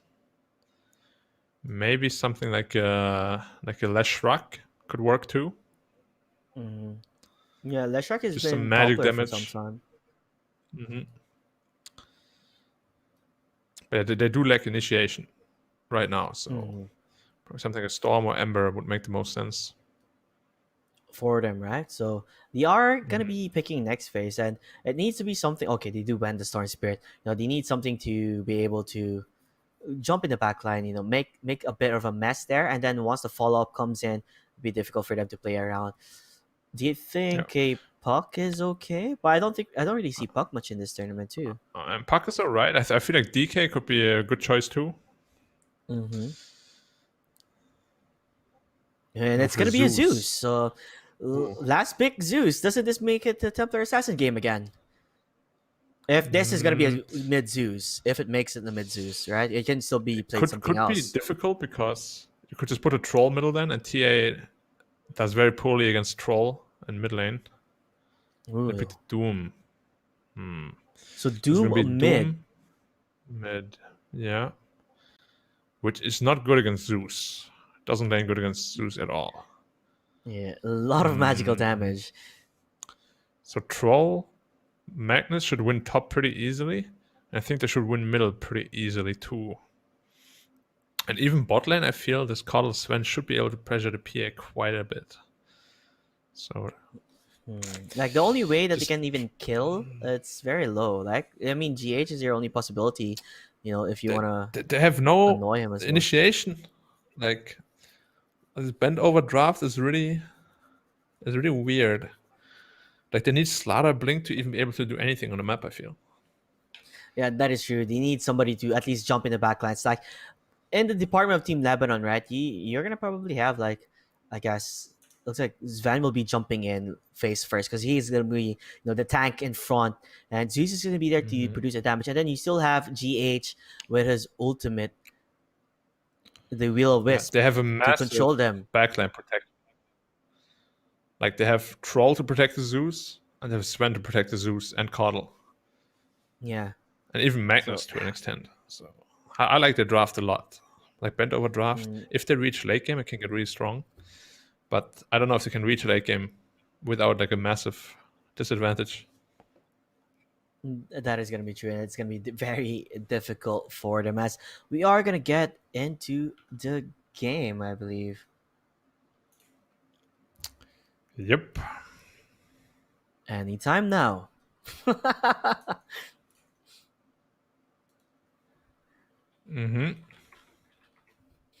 Yeah, how you doing, Black? We're gonna be stuck here, the two of us. I'm good. I've playing a lot of Dota. Got 3 accounts in the top 100. Working on my 4th account right now. Really? Dude, I'm struggling right now. I'm currently 6.2k MMR, trying to climb out my 7k. I'm not even climbing in Europe servers, because you're in the Middle East, you can play in the EU servers or in Southeast Asia. I decided taking the harder route, go grind in Southeast Asia. Man, SEA is... I hate the server, man. It is not a good server. It feels like you're playing in Dota in a hard game, like hard mode. Like people are tryhards, but also people there are crazy. Yeah. And they're tryhards, but only until something goes wrong. Then they're very unhappy. I could imagine, because I've seen people just straight up chain fit in mid lane. It's the worst experience to have. Southeast Asia is like a special ball. Yeah, I would put NA and SEA like on the same level. Really? NA is also that bad? Yeah. Same thing. If somebody has a hurt ego, they just go and run down the lane. Because the funny thing is, like, when you see people who are in high MMR bracket, and if you tell them something to do, sometimes you don't even listen to you, because that's the pride, the ego, right, that walks into it. It's really annoying. Like the biggest problem I have is people buying BKB. Like I tell them you need a BKB this game. They're like, no, what the fuck do you want, bro? I've experienced that, right? You guys want to win the game, but it's not like, you think they know better than people, right? They're like, dude, I'm high MMR already. You don't have to teach me. I know what to buy. Yeah. That's the worst experience, and I feel you. I feel you really hard on that one, bro. But we are gonna jump into the game. I'm gonna give a quick introduction to everybody playing right now. So we have CBS playing Troll Warlord, Noob playing Zeus, Ixon playing the Magnus, GH playing the Keeper of the Light, and Radix will playing Sven. While on the other side of Team Bendover, the very famous is playing the Doom, Meteor Bob playing Lina, Rampage playing Omni Knight, Forever playing the Phantom Assassin, and Jafar Slardar. I think I remembered casting Jafar, and he went for a Hand of Midas instead of going straight on the dagger, and I found that quite unusual and greedy at the same time. Oh, he got scored into the tower. Yep, Meteor Bob was greeted by Ixon, and the tower hit are doing quite a lot. One more hit. One more Will X, he one more enough X. to get that kill? Will he be able to get the kill? Yes, he will. CBS claims that kill with the Whirling Axe. Yep, that's the power of Magnus. You make one mistake, you're done. He didn't even go for boots first here, right? Usually you see Magnus go boots first, but he decided to go for the Ring of Basilius instead. Yeah, I mean, somehow it still worked out. 305 movement speed works out in his favor. Easy first blood. He has to be careful, I can go on him again here. Oh, they are gonna try and go against CBS. Needs to be a bit more careful though. He doesn't really have as much HP as his friend there, that is the Magnus. He is gonna continue on. The Far is there. He doesn't have the dash deep. Instead has this little aiming for the LSA. It will hit, but Throw Warlord still okay, still surviving, but not Meteor Bob. Whirling Axis gets that kill yet again. This is the second time he has died to Whirling Axis. Slithering Crush, Bash to the lead. He needs that dash smash. It will not work in his favor as Skewer was ready. What the heck? It's only 2 minutes in the game, and there's been 3 kills in the bottom lane. Only, exclusively in the bottom lane. Yeah, I mean, this lane is over now. You cannot play this lane anymore. You will now have to think about something else to do. This is where you just tap out, you know. Okay, we're goners here. Maybe Lina make a rotation, but highly unlikely they're gonna rotate. Even if they go try and fight on the top lane, right? It's gonna be difficult for them to even get that kill there, unless you get for GH. Sure. It is such a hard lane, especially if the trollers get the first blood like that.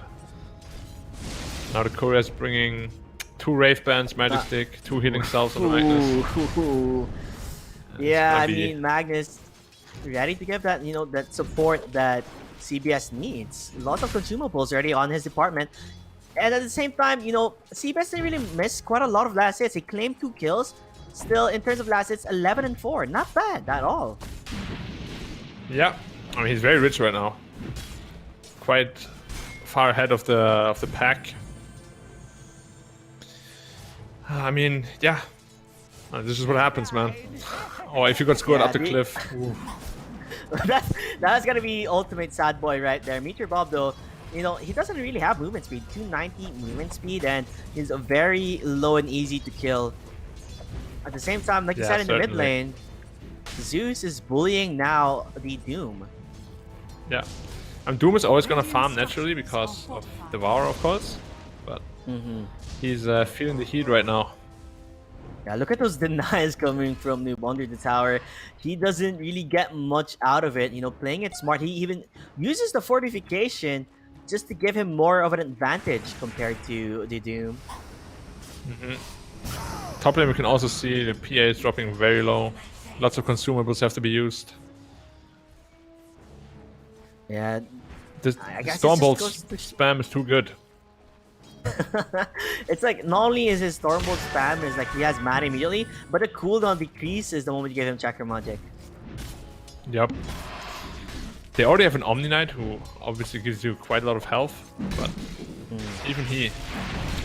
Oh, careful with the Lina here again. Bottom lane, yep, they're gonna look for more. Slithering Crush will stop that chase. CBS says, okay, cool story you got there, Bo, but he just gave me more Magic Wand charges. Yeah, it's I'm not sure what I should do down there, to be honest. Like, I know that matchup, it's absolutely unplayable, especially if you're behind like this.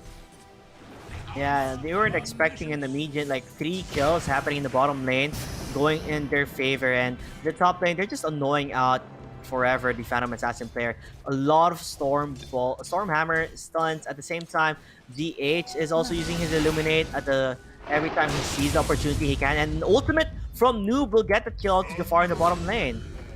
Not only that, PA also dies. PA dies too. because of the Illuminate coming from GH. Oh, everything's looking bad. 5-0 in the 5th minute mark. Yeah, he had 600 HP, but Zeus ult, Stormbolt, Illuminate, and goodbye. Yeah, a goodbye indeed. You see Doom right now, you know, right? He can't stay in this lane, you know. Although the good thing that is the Doom is a Devourer, right? He's gonna be able to get that net worth up and running. But in terms of laning here now, it's just completely ruined. Yeah, it's just you can't sustain against the static field arc lightning spam. Too much damage. Even as much Because Doom grace has a as very he's high getting, health pool. yeah, he can't even get close at all. And you can see Radix manning up, not afraid. Like, your damage is insufficient, and the Illuminate damage coming from a DH makes it difficult for them to even come close and man up and fight. They're gonna even get the kill onto the courier. Everything's going wrong right now for Bendover, and they're looking for the kill onto Meet Your Bob as CBS. Ooh, manning up. Oh, mid lane though, there's a Doom onto the Zeus. He just dive into this. I think he's just like, you know what? I'm committed. I am committed. But the body blocks from Ixon. He's crazy because a Doom will die. Yes, he will find that kill onto Noob, but he didn't get any EXP from it though. GH tried to heal himself him, just barely, not enough. Was very close. On the bottom lane though, they are gonna chain stun CBS does. He has a lot of magic wand charges, so you manning up doesn't really work out that well. Look at that whirling axis. Missed chance. Let me get that bash. He will find it, but he's not done yet. Zeus will come back to life. Bring me to life. Now going for the kill to Jafar. You are down. Well played coming from Team Lebanon. You thought you're safe. You can't run away from heaven, guys. You can't run away from heaven. Zeus ult is just... It's so much damage, man. I mean, yeah, it's a lot of damage, but CBS like manning up 1v2, giving time for Zeus to come back to life. That's just a nail to the coffin right there. It just shows how strong Troll is against Slaughter, right? It definitely is. Like, the whirling axis makes it difficult. Same with the Lina. Like, he tries to run away. He doesn't really have that movement speed to run away. So, just whirling axis doing its thing. PA also very poor. 1,000 gold behind the other carry. He's just getting pressured so much by the Sven Keeper duo. I mean, there's like no way they're gonna get any kills here in the top lane too, coming from their side. Like, you have an Omni-Knight, yeah, sure. Like, he is a good pick, but you can see Radix like not carrying the world right now. He's using all the mana that he has because he's not afraid, because we have the Keeper of the Light to give him mana. While Keeper, by the way, is in the mid lane, as top lane is where Noob is at. They saw him under what though. He should not be able to get any kill here. PA is the ping in the middle with level 5. It's so hard to jungle without any items though. I mean, what does he really have? He has level 2 Blur.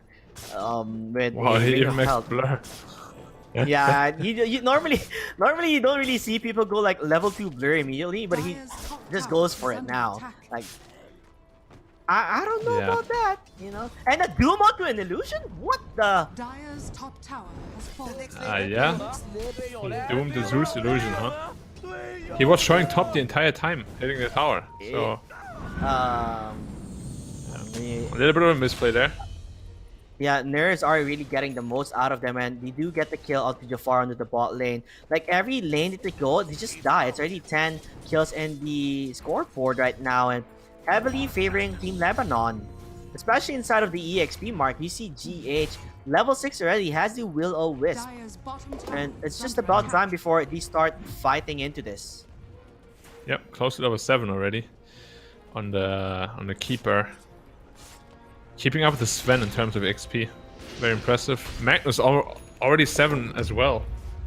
Hell? Like, everyone's getting their levels up and running, and the side of Bendover, they're just stuck on level 4s. No one even close to level 6 for the supports.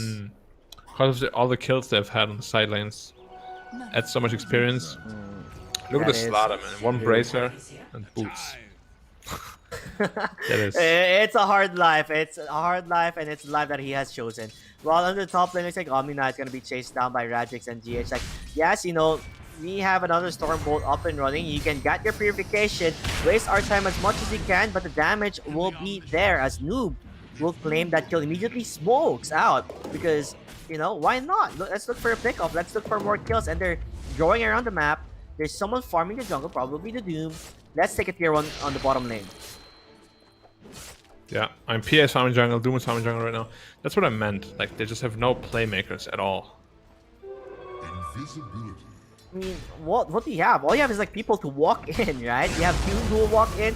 Who, Radix uses his ultimate and drums are there. He tried to juke and jive, but like I said, Zeus ultimate will spot you no matter where you are, and that's good information because he noticed there's only Lina there in the bottom lane, which makes it a free lane to push in the bottom. Dire's bottom tower is under At the same time, CBS is farming his stack. Yeah.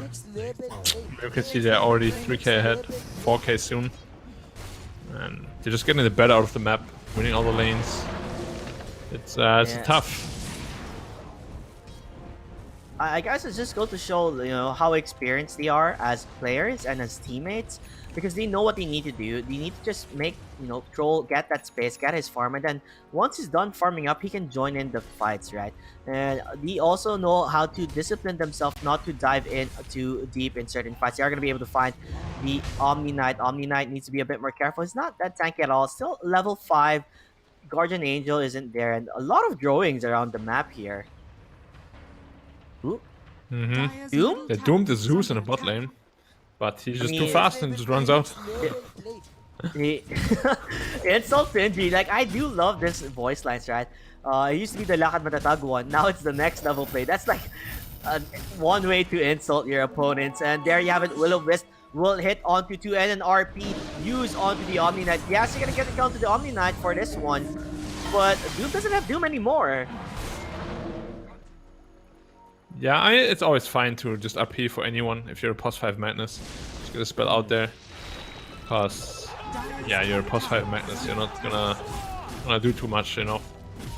Oh, Radix finds those two players looking to wrap around and find a kill onto the Zeus, but Zeus will be okay. Actually, Zeus is manning up. He has quite a lot of movement speed here. Looks like he has to be careful. Might gonna be able to try and get that. Ooh, imagine if that lightning bolt didn't hit. With the help of Arc Lightning, it would have been different. They're just creating a lot of space, was a bit right? too scared. Yeah, if he wasn't so scared, I think you could have killed him quite easily, to be honest. Yeah, I mean, there's no Doom, right? So what potential do they have to get the kill onto Zeus? Not really that much. Getting the bot tower here. Yeah, definitely And the next level just play. dead. And now you see him, and now you don't. As Omni Knight just immediately dies. While in the mid lane, they also were able to find the Doom. They skewered him close towards CBS. I mean, it's an easy skewer, right? When you're face to face with a Doom, like you use your shockwave, and it just sets up for a skewer backwards. What just happened, by the way? They were up 3k gold. Now they're up 7k gold in like 1.5 minutes. That's what happens when you farm efficiently and you're not really getting out, you know, most out of the map right now for Bendover. Because we see these few people farming the bot, getting those kills, and CBS farming it out. SNY already 30 minutes in the game. Right. No, it's... he finished Battle Fury, but no boots, no nothing, really. Like... Yeah, I don't want to be that guy, but it seems so hard to come back already. I mean, it's gonna take some time before even Phantom Assassin is able to apply that pressure, right? I'm pretty sure his target would be probably the Zeus, but like you said, it's gonna be difficult even trying to find that Zeus with the type of lineup that Team Lebanon has. He'll need more items, probably like a BKB, you know, and a Desolator, and of course boots. But in the mid lane, they're disrespecting them right now. We know that their timing is good, and they're gonna use the RP onto the Doom. Even though Will-O-Wisp, you're not gonna be able to get that Doom onto Noob at all. He tried so hard, you're man. Gonna be able to find that. But in the end, he really did. It doesn't even matter. Yeah, it doesn't really matter. Like, he had his arms up there, but it had to be brought down. So not good for him. They're gonna be looking for the Phantom Assassin. Yeah, you see where he is. Now it's time to run away, but will he be able to run away? That is the main He's gonna bolt question. him. No, he will not. Oh, this is what you hate to see, right? You know, being able to be finding out where the PA is, and Now it's 16 9k and 1, ahead. and it's smoke immediately. Yeah. Man, this is so efficient around the map, and they're getting all these pickoffs. And I mean, that's what we spoke about. That's why Team Lebanon is the favorite of the tournament. Like the way they play this out, right? It's very calculated, where it feels like we already have the solution on what we need to do in this game, right? Make space, just let CBS do his thing and just move around the map, make some plays, find those pickles, find those kills, and make the attention given to us instead of CBS. Dire's bottom tower is under attack. Oh, Go CBS. They're gonna be able to find him. gonna This be is a the kill here, wrong though. neighborhood, buddy. They are gonna get that kill to CBS. There's no way on earth that CBS is gonna survive. if he gets this ult off, one as we and, do. oh, Will be last tick. completed, and it was difficult. It was close too, but at the end of the day, he Dire's does middle tower is die. under But with attack. that said, yeah, you know, very, very cocky. how you, And Yeah. the entire team is missing, and you just walk up high ground. That's, that's something you don't want to do. yeah, that is something that you want. But it's not like a major loss yet, right? Since CBS is 9.6k gold net worth already, and he's going for a satanic. I mean, yeah. And the PA has nothing. Yeah, St. Josh's Satanic, the classic anti-Doom build.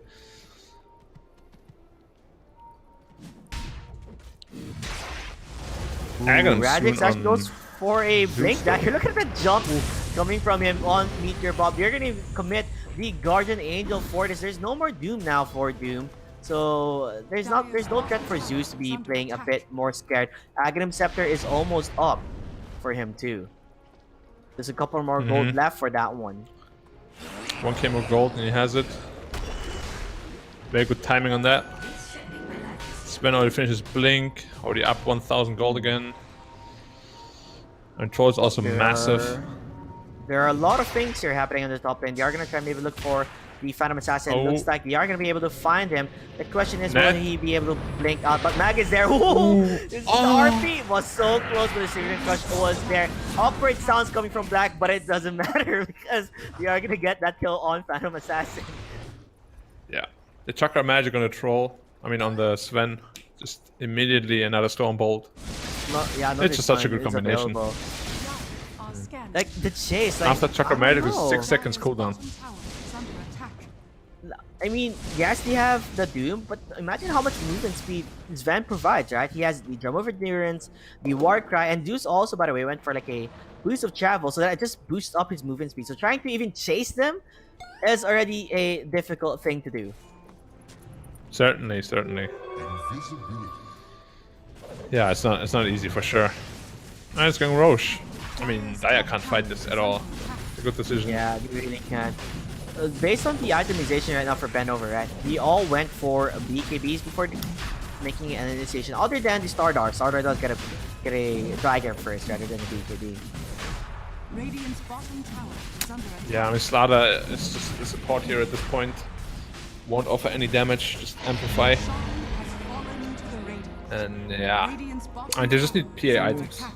She needs 3 more items The thing before is- they fight this. He has been struggling, right? Like, we've seen him rush the Battlefield. I believe it was like 12-minute mark or 30-minute mark. He has had that Battlefield, and after that, he's been picked off numerous times. And the fight will happen. Looks like they're going to be able to find a kill onto Meteor Bob. Doom will be there onto the Doom if he has been. If you really want to get the kill to Doom.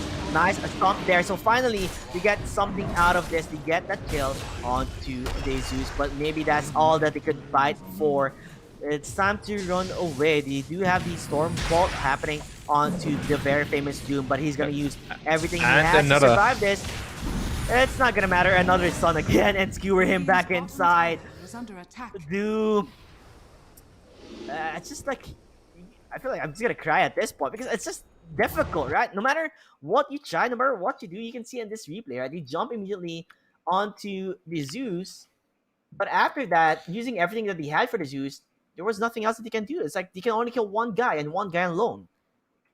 Yeah, even if you kill the Zeus, it doesn't really matter. There's plenty of damage from the other heroes. It looks like they are gonna look for an engagement again. This is quite awkward for Bendover. Did you think that they had, they're ready for another fight? And look at this, a CBS manning up battle chance on beast mode he is. And Radix jumping into this, looking like he is being too ballsy as he will fall down in that one. Yeah, a little bit too aggressive. Doesn't really matter too much though. Doesn't lead to any objective or anything like that. PA died again. Winning condition died. Yeah, because they are ahead anyway. At the end of the day, your troll has a Aegis of Brutality very close to his Satanic. There's really nothing that you can stop this troll warlord at this point, unless he goes like the one mistake that he did early on the game where he just jumped in front face first with no vision. Everyone's missing around the map and he gets doomed. 1v5. I mean, I don't know. If this troll gets Satanic, I don't know if you can even kill him. Even with 5 heroes, to be honest. That's just... Well, I guess you can see at least Bendover trying their very best to get that sliver of hope. May not be enough. We do not know yet because right now, disciplined Dota is what Team Lebanon has. Immediately leaves the bottom lane, that is GH, gets back to the mid lane. All of those, smoke plays are not working out for them. Yeah, I mean, the problem is just that, how can you say, man? GH is too good at this game. The TI winner. He's probably commanding his team a lot. Yeah, the in-game leader. He's the one been drawing around the map quite a lot, actually, if you haven't noticed. Like, he's the one telling, okay, you farm in this area, we go this area. Like, he's been commanding since the get-go when the game did start. And look. Very typical GH fashion. Oh, looks like they're gonna find where the PA is. PA is gonna try his best to run away, but guess what? They're gonna use the RP. Their win condition, yeah, not gonna work out for them, buddy. Because we will find that kill. Not only that, look at CBS diving already deep. Looks like the battle is gonna bring him towards where the fountain is, but he doesn't really care. Like, okay, now what are you gonna do with me? I have Satanic. I have Aegis of Mortality. I'm untouchable at this point. Yeah, he really is. They might be even going high ground at this point. Like, Dia has no good wave clear to stop it. So if they wanted to, they could. But maybe they'll just play safe instead. Okay, GH is drawing around the bottom lane, so that means farm the area of the bottom lane.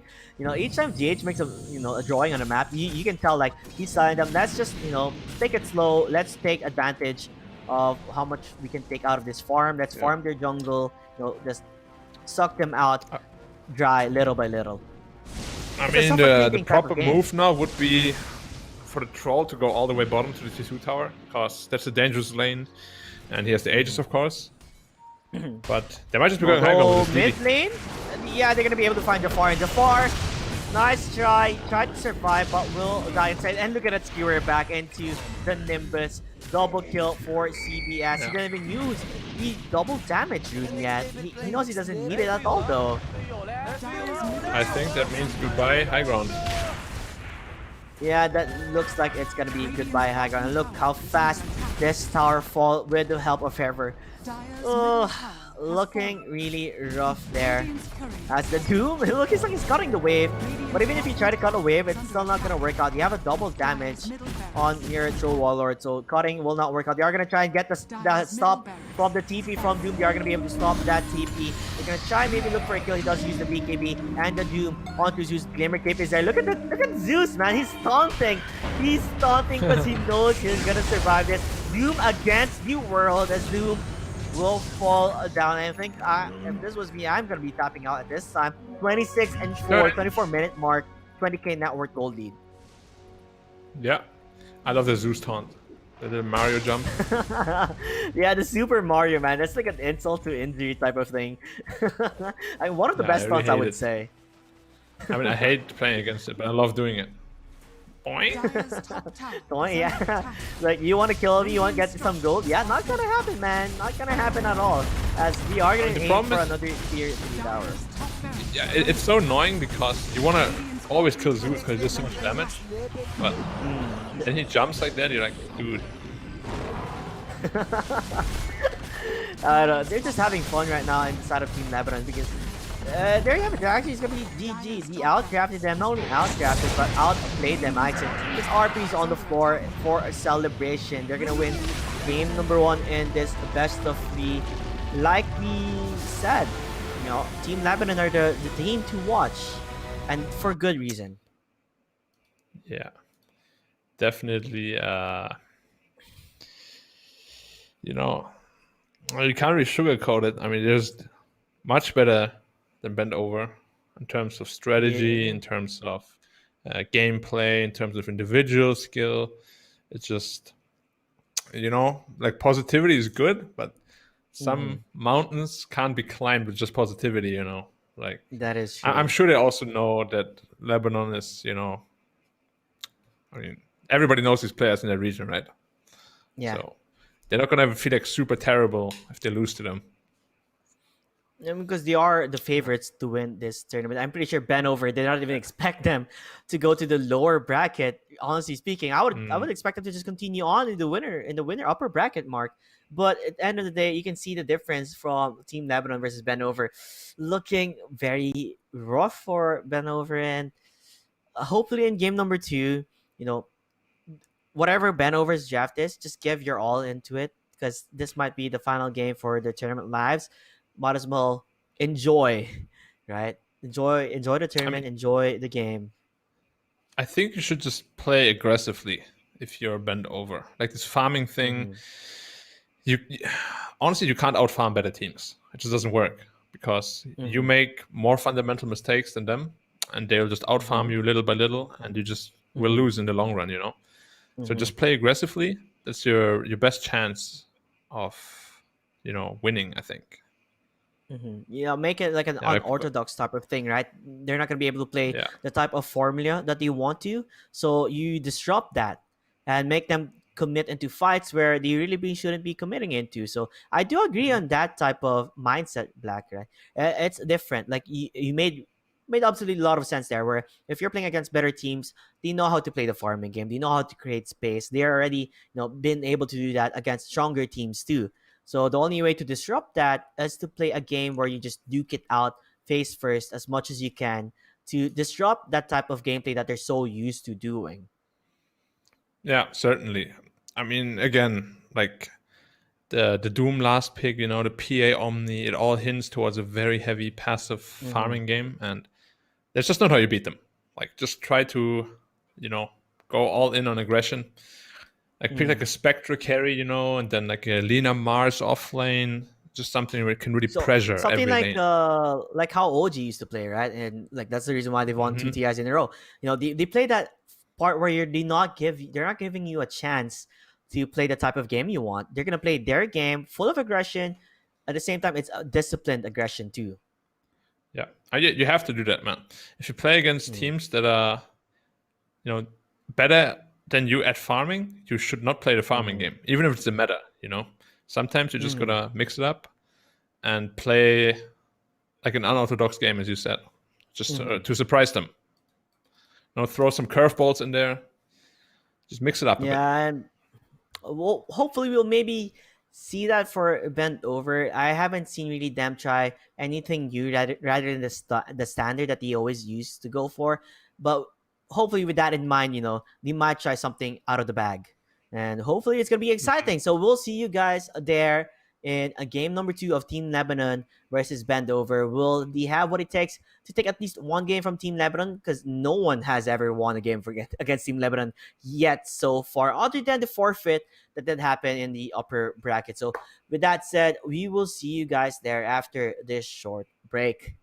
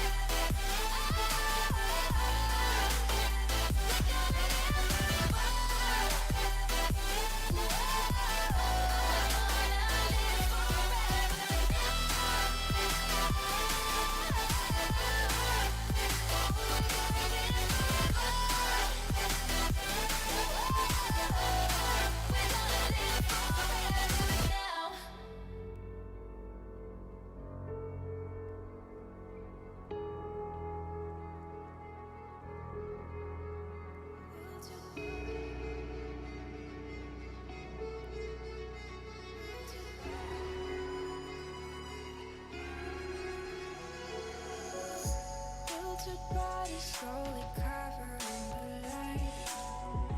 Pull the trigger every night to stay alive. Hope is wishing, but you're running out of time to fight. Okay, Black. We're actually back. No, that was Black. Are you there by any chance?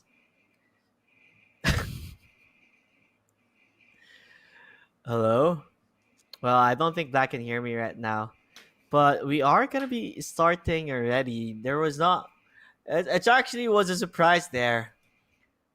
As it was sent here to where we are, and I feel like Black does not know it's happening right now. Everyone in chat, say hello to Black right now. It's been very Hello, serious. hello. There you go. Now he can hear us. Okay, I was like wondering, Yeah, I'm here. hello, Black. Hello, Black. You're Hello. very dead on set on your monitor right there. Yeah, sorry, I was doing some research. Research. Mm. This- Watching Secret.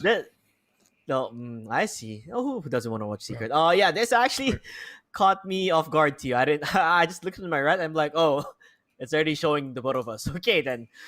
Yeah, I was like, wow, it shows 6 minutes. Oh, okay.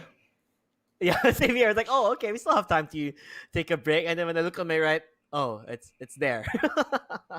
That's the fastest 6 No minutes of break my for the life. wicked. Yep. No break for the wicked. But we're gonna be starting our game too soon. Bendover versus Team Lebanon. We did both agree on that they have to bring something unorthodox out of the bag here to make it. I guess give them a sort of a chance, right? To maybe take a game out of Team Lebanon. Yeah, farming game. I think 100% they lose. Not gonna work out at all. What type of lineup do you propose? Okay, because this is us just brainstorming in unorthodox type of ways, right? For Team Bendover. Like Marcelina, like an aggressive carry, like Spectre or Juggernaut. You know, something that can fight early, join fights early. Because the beauty that is a Spectre is like you're able to come out anytime when they're making a play, and it does help them out. Although they are going to be banning the Mars instead. Interesting. Going for Voice Bird this time. That's good. That's good. He's an aggressive type of hero. He's able to jump in quickly with the Astral Step. It just depending on what type of lane they're gonna plan to use him on. Magnus again. They love their Magnus picks. They really do. Yeah, that's the thing. Like if you're the better team already, Magnus gives you a very easy winning condition. You know, like if you have a mag, you just feel like you can relax a little bit. You know, if you just stack camps, you just farm, you'll win eventually. Like you always have a way to catch up if it doesn't go well, right? Because that's what the Magnus is. You know, it makes it easy for you to farm up, and like you said, Lina stacks again? are really great, and they're gonna steal the pick. They're gonna go for a Troll Warlord. Like this is like two major. I don't know why though. Picks because it for doesn't them. counter anything. I guess when you Like, said before they unorthodox, picked it this to is counter the unorthodox for starter. them. Yeah, sure, but it has to make sense too. This is the curveball that will give Team Lebanon a shock factor. Oh, a troll. Yeah. Why? Oh shit! Right. 5 So- seconds bonus time used already. What do we do? Oh, It's a troll, guys. It's a troll, guys. We don't know what to do now. It's not gonna work out. Timbersaw. Okay. Have fun. Okay, not gonna. Troll, Timbersaw. Yeah. That's all I can give you, Black. Yeah. Troll, Timbersaw. I think you just ban Undying now and you're happy. On which side?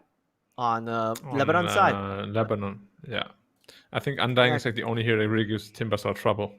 With the decay and the soul rip does a lot of damage too. So it's something to watch out for.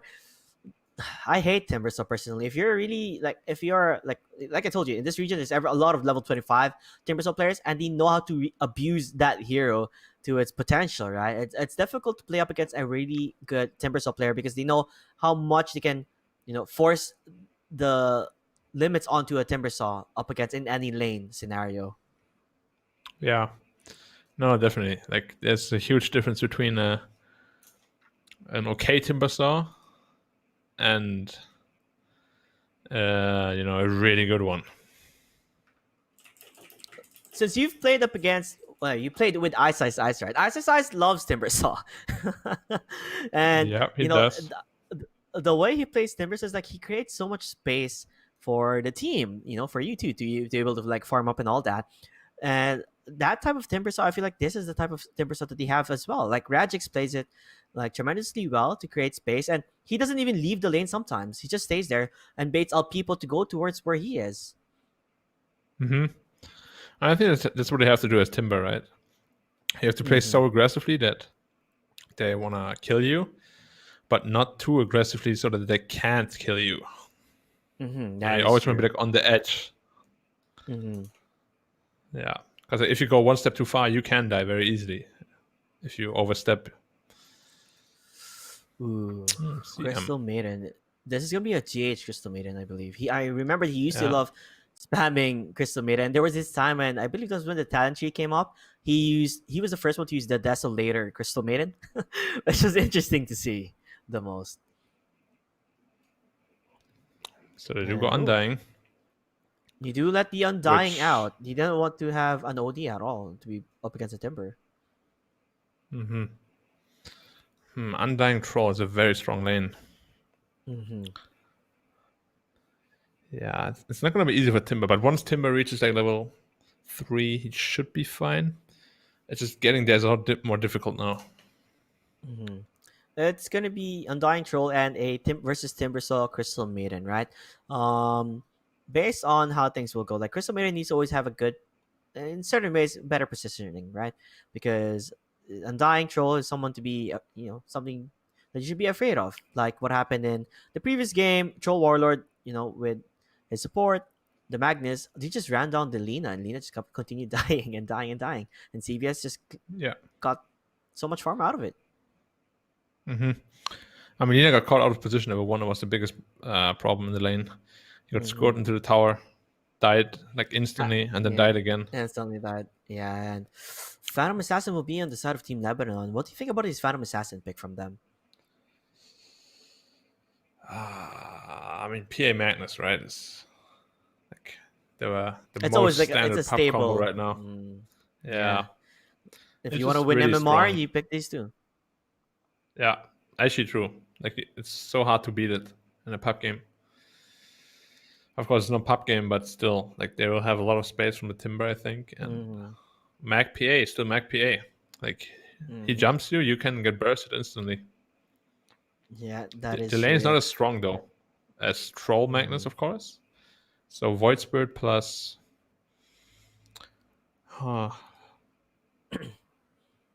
plus like what? Like a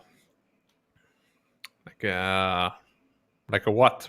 Wind range or anything like Rubik even, Rubik seems okay here. Yeah, I mean, just for the sake of Magnus, but I feel like whoever you pick, like if they pick someone really squishy, right, Phantom Assassin will probably punish that, because I've seen, in previous games, Phantom Assassin just jumps on the supports and they just die immediately. Yeah, I would love to see a Pugna offlane. Ooh, that actually sounds very good, having a Pugna here, but they are going to go for a Bat Rider instead. This might be a actually interesting to see. Bat Rider 5. No, that's not going to be a 5. It could be a 4, but you don't really see it as a 4. You see it more as a mid right now. Could even be as a mid too. Because Void Spirit can do offlane too, or 4, but you rather have it as an offlane than a 4. Yeah. If you're Team Lebanon now, you just need some sort of initiation. You can hold them like a puck. It's really good. And something that can lane against, Bad Rider and Void Spirit. That is also true. I have a question here though. Why do you think we don't really see much of a Venge in this region? I believe Venge is also a I strong don't know. duo pick, It is right? really broken. Yeah. I believe I checked these stats before. There was like 58% win rate if you have Venge. It is really, really good because they amplify each other's auras. And of course, you get the bonus attack range, everything. It's an insane combo. A lot of teams even just first two pick it. But yeah, I guess it's not the style of the region here.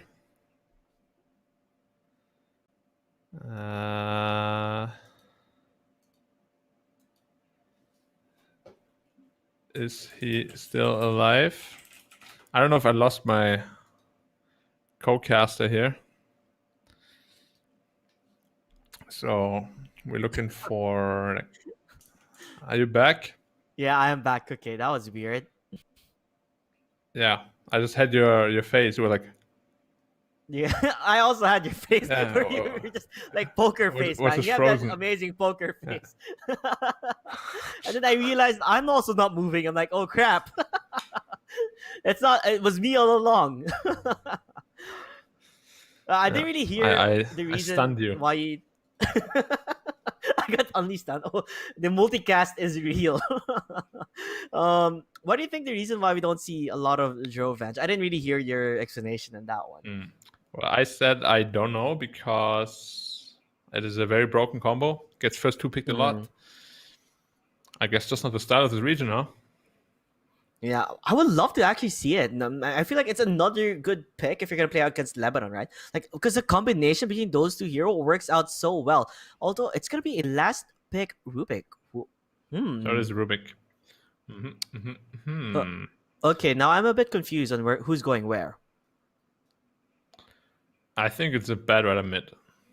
It just depends on what Lebanon picks, I guess. Could be bad rider mid or avoid mid. Depending if it's or like a good troll matchup. Mid. But I think I like Puck. I like Puck a lot. Legion Commander. They saw the LC pick, so Legion that's gotta mid. be the reason why.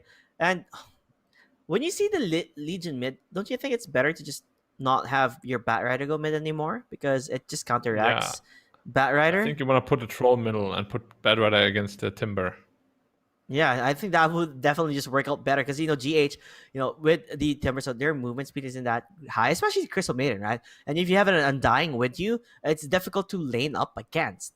It just makes it difficult for Timber to even survive in that lane if you're able to get your Firefly up and running. But it looks like Bendover, they're not gonna do that. Very famous is their mid laner. It's their standard type of play again. We were hoping for something unorthodox. If they're able to maybe make that lane change, at least they might be able to put out a fight right there. Yeah, I mean, if they crush the lanes, it's very possible that Bendover can win. And they have the tools to do so. Bad Rider Undying absolutely dominates Timbersaw lane. And Troll owns Legion Commander as well. So they would have two winning lanes. Plus, I guess the bottom lane isn't really like at risk for them. Yeah, it's gonna. I mean, Phantom House is gonna do well, but at least I feel like Jafar is gonna be able to get something out of it in return, right? It's gonna be like a stalemate, I guess. He should be free farming on the Void Spirit for sure. Yeah. Yep, I can hear you.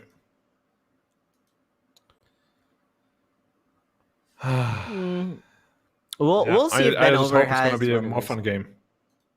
Yeah, hopefully it's gonna be a closer game. Team Lebanon though, like they are the team to beat and the team to watch. It was pretty bad that they had to forfeit the first series that they had in the upper bracket. Now that they're in the lower bracket, yes, it's do or die for them, but it feels like almost impossible to even win up against them sometimes. Yeah, certainly. So they are doing the troll middle. How am I not surprised that Radix is also level 25 in Timbersaw? Everyone just level 25. Okay, let's just introduce them very quickly here. So we have the very famous is playing the Batrider Rampage, playing the Undying. We do have Forever playing the Troll Warlord, Jafar playing the Void Spirit, and Meteor Bob playing the Rubik. Looks like Team Lebanon is going to be the one grouping up this time, as they're not going to be able to find anybody. Or will they? Rampage. Awkward positioning here, buddy. He's going to be found out. He did go for boots first. Okay, I believe he saw, at least, I think he saw GH. I mean, not GH, but Ixon from down there. He's not going to be in chat. Highly unlikely for him to die, right? Well, he's dead now. He's gonna hit a 3-man decay though, so more HP for him. No, get over here, they say. On the body block, going for Grajax, one more hit, and it's not. Oh my! You're gonna give it on to the LC2. Not the best one. Yes, he got a bit tanky there. The moment Ixon went for the shockwave, you know, he wasn't gonna be able to get scot-free. So they're putting the Timber middle now. They'll probably lane switch again once they see the Batrider. That is true. So they are going to be lane switching, probably. It's bat mid. And it works really well when you're up against someone like a Timbersaw. Timbersaw can't lane up against the Batrider. He's always going to be under fire with the Sticky Napalm. Yeah, it's very, very tough. You can really tell like they're changing lanes right now, having the LC run towards mid immediately, while Timbersaw is going all the way to the top lane. Because if Voidspear goes middle, LC will still dominate him. But we were saying like the Undying and Troll works really well up against, not the Undying Troll, but the Undying and Barrel will work against the Timbersaw now. But Timbersaw decides to pick a better lane. These lane swaps are working in their favor. Ooh, where is the Batrider going? Radiant's middle tower is under attack. I don't think he knows yet. Yeah, okay. Yeah, that was a bit awkward. Like, there's a free lane in the mid lane. Musical lanes, everybody. Troll is going to the mid now, while the Batrider is going to the top lane. Now, bottom lane is just left alone for CBS to farm it out. Interesting, for sure. I guess this is what you call unorthodox, because LC is now to the top lane. Timbersaw walking in to the mid lane, and guess what's happening next, Black? Batrider is walking to the mid lane. What's happening? Musical lanes? Oh, fall back to bottom. This is giving the PA a lot of space, though. I mean, I would consider it a win already for CBS, because he's the only one who's consistently staying in this lane. Yeah, certainly. And now Troll is back. It's happening again, Black. It's happening again. Yeah. I think it favors Dire quite a bit, because they got much more mobility than the other team. And it's not like they're wasting any TPs into this, right? They're just walking it back and forth, back and forth. Yeah. And Mac is very happy with all his free experience. Position 5, Mag, definitely going to enjoy that. You know, being able to get his level 6 as soon as possible. While CBS, you know, he's going to be okay here. Like, he's pretty high level. I'm gonna be shocked at this point. It's like, oh, I see you go there to the mid lane. Okay, I'm coming to the top lane then. And this time, the Jafar? Where's Jafar going? He's going to the bot lane? Oh, that's a long way. And look, oh my gosh, this is the Benny Hill type of music. I could not handle this at all. LC's going now to the top, Timber going to the mid, Jafar going to the bottom lane, and Troll Warlord still staying here until Jafar arrives. They already 1k gold ahead. Black! I can't focus. Batrider is going to the mid now. It's full of walking, you know? Not farming, but walking. Yeah, I mean, you can see he has 4 CS right now, the Batrider. 4 CS. You can see Timbersaw now walking towards the top lane. And this is the time for Noob to go to the mid lane. I'm lack of words right now. Lots of words. Rubik is in a little bit of trouble here. Gonna score. Yeah, he is gonna be alone just because of this. A lot of musical lanes happening right now. We do leave the Rubik alone. He still has magic stick though, so it's gonna be a-okay for quite a bit. Now they're tanking the tower damage for them to run away. Now TP immediately for the Bat Rider. Might even try and make a play. Will he? No, he will not. As this time the mid laner would be Jafar, and I think they're gonna be okay with this, right? Having Jafar mid versus Noob. No. Never mind. Oh, he cancels the TP though. Okay, time to walk now, bro. It's a walk of shame. It's a walk of shame. There was LC. bad micro from the illusions. The illusion should have blocked that. Yeah, he But could it's have okay. blocked that too. At the end of the day, he's gonna walk there anyway. This investment onto the early boots working out in his favor, and now having Radix go mid. You know, does this mean Barrier will be start walking to the mid lane? We'll see. It's favoring Dia a lot, so the more Radiant does this, the further they're gonna be behind. Yeah, and you know, the only one who's winning really on this is CBS, right? Because CBS has been there in the ball lane, farming it out. Currently has 22 and 7. And LC also, by the way, has quite a lot of last hits. This will do nicely. Yep. Getting 3 bounty runes as well. Oh, Almost 4. oh, they're gonna cancel the TP though. Oh, what?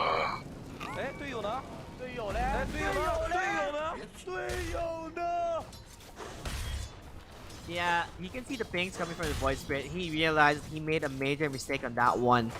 And that shouldn't have happened at all. Certainly not. It felt like a free kill for them, and they didn't take anything out of it. But like you said, this is hurting the Radiant. The amount of times they're just rotating around the map, right? It doesn't work in their favor, you know. Yeah, I mean, you can see it. It's close to 2k gold advantage already. And yeah, I mean, this Bad Rider has a pretty rough game. Would you say it was just worth it just leaving it as it is if he was gonna play up against the LC? Just let it be rather than just walking around and changing lanes? Yeah, I think it's fine because you can just farm and be still impactful and just gank the Timbersaw later, you know? You don't need to lane up against him necessarily. Yeah, because, I mean, the beauty that is about it is that you can stack for yourself and farm it out, right? Yeah. Man, this guy really likes to go, like, no boots into Battle Fury.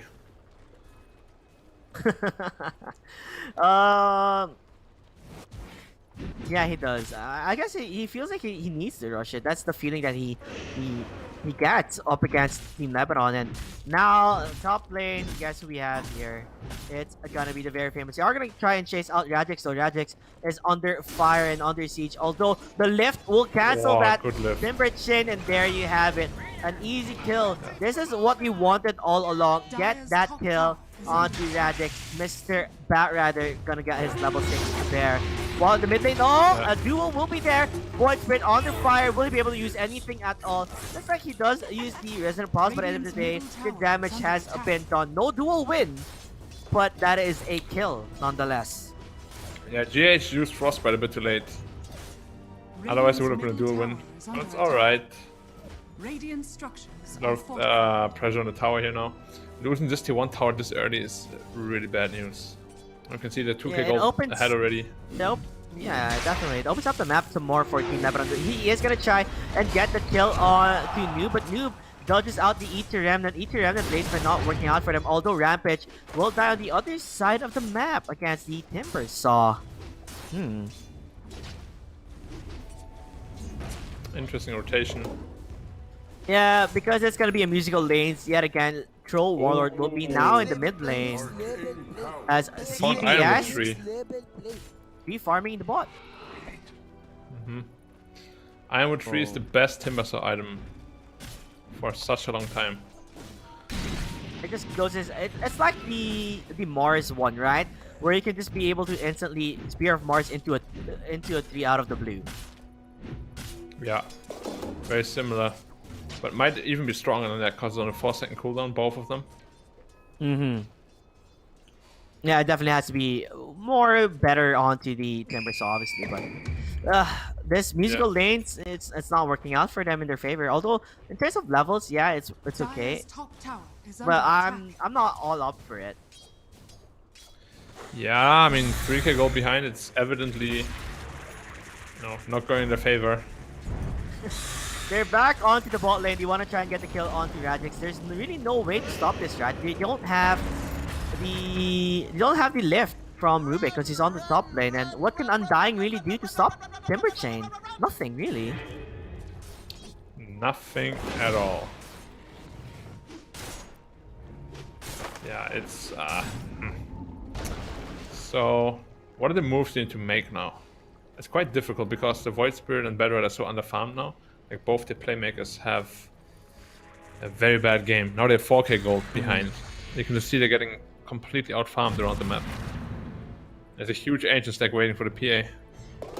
Yeah, it is a huge ancient stack because GH has been, he's been leaving him in that lane numerous times because he knows that because of the musical lanes that he had, he just left, CBS to continue the farm. Although they are gonna maybe try and make a play because he knows it's a stack, but it might be too late. As a Rampage will instead feed himself. Yes, Radix RP is used. Batrider is under fire. Will they be able to get that kill? Yes, they will. Radix claims a double. Looking rough for me. Uh-oh. Now look at that money coming in. Oh yeah. Money. Dollar. 1.5k, 1.6k already 5K on the heads money up in the late. bag. Just because of that stack. Immediately. Yeah. Power of Ancients. Troll still working on his Battle Fury. It's gonna take some time before he gets it online. Give it a few more minutes, like 12 to 13 minute mark. If he doesn't die, I guess he's gonna get that online. But other than that, right? We just told him you can't really do like a farming type of game up against someone like Team Lebanon because they really know how to farm efficiently and they're masters at this point of that type of gameplay. It's not working well for them in that favor. Definitely. It's Oh, it's just Jafar is either gonna be beautiful- found. Oh. Duel will be And there, duel and you claim a winner chicken dinner. Nulub will get that kill. Apparently, this LC's name is not Noob, but for some reason I thought it was Noob, but it's Nulub. Nulub? That's how you call it apparently. Sorry for calling you Noob. I know you're not one. I thought a Noob. I thought it was Noob for so long, but it's like an L. So, But they made it look fancy. really? Yeah, I thought it was Noob all along. Nulub. Yeah, same here. Until someone in chat told me about it. What is Nulu? What does that mean? I have no clue, Black. I actually have no clue on that department. Are you sure you're not getting trolled by chat? No, I'm pretty sure I'm not. I hope I'm not getting debated, okay? But I'm pretty sure it's Nulu. According to them. Well, I think it's Nulu. That's what I thought. Changed my mind. Well, we will talk about that after. Batrider, that was the shortest flaming last of his life, but they are going to be able to get the kill onto Nulub. I'm going to start him calling Nulub now, but Radix is going to be okay. He's just too damn tanky. Very famous for what? For dying, maybe, as CBF will claim that kill and is looking for more onto Rampage. The Undying will try to survive. Soldier will be there, but Slice and Dice coming from CBS will claim that Meteor Bob able to steal Timber Chain. He's going to be able to Spidey himself out of that one. Yeah. PA is snowballing incredibly hard. Wait, Two why did he go kills. back into this? Rubik, yeah. he was free! Radiant structures are fortified. Now 1k gold away from Desolator, and then I think it's lights out. Under attack. If Rubik dies in one hit, yeah, definitely lights are out. It's not looking good I mean, he for finishes them. Battle Fury now, but it's like so late, you know? I mean, at the same time, you have to Bad think, recipe like, bottom. what is Battlefield gonna really do? They are gonna try and maybe get a kill onto CBS. CBS will try and run away. He does have Deep Blair, but Blair onto what? Not really much. Don't really have the flaming last, but the RP will hit onto him. This is what happens when you use Flaming Lasso early on onto the LC. Now that you don't have it, CBS is going to be able to run away. They are going to continue onto the chase. Tombstone is down, but the very famous will die yet again onto CBS. It's going to be a disaster for Bendover as GH is letting it go. That's double kill for CBS. 9k gold net worth beat 14 minutes in the game. Radiant's bottom tower has fallen. I mean, what can you say, huh? It's just Lebanon Lulu. completely outclassing the enemy team. That's all I can say, Black. New loop. Yeah, no loop, man. No, wait, well, that sounds different, Black. Jafar, you know, he's gonna try and run away. You caught me off guard there. Yeah, that's my job. Keep you on your toes. Keep me on your toes, definitely. That is a tier 1 tower now under siege. Desolator is coming to town and throw Warlord. He's ready to fight apparently with his brand spanking new Battle Fury, but they're getting control. Look at the damage! You gotta be kidding me, they're not even gonna get a single kill here. CBS still surviving this and trying to really hunt him down, but he's gonna be able to jump away. They're gonna get the control and the Rubik. What else is there left in the bag? The other rest of the teammates from Bendover are falling down quickly. Jafar, will he survive this one? No, he will not. Frostbite is there. Bite him in the ass as DH will hold him for CBS to claim that kill. It is an excellent idea indeed, Meteor Bob. Yeah, again, man, Regix on this Timbersaw is... Radiant's middle It's like tower auto is ban under worthy at attack. this point. He has a low. So he's doing so much, even though he's really countered. You know, Bad Rider owns Timbersaw, but now he has a Lotus Orb already, and Bad Rider doesn't even have Travels or Blink. Yeah. Ay, ay, ay, ay. Own Timbersaw, but he never was able to even go to where Timbersaw was because of the weird movement that he had. They are gonna maybe try and get the kill onto the Bat Rider. Duel will be there for Nulu immediately buyback, but guys, look at this. Look at GH. It's my time to shine. Let it go. Let it go. Let it go. Zoning freezing field. Oh, Team Zone onto the high ground. He might look for this fight, but CBS with his Desolator gonna prove a lot of damage. And the RP will hit onto to make that a godlike a double kill and not done yet. Triple kill for CBS.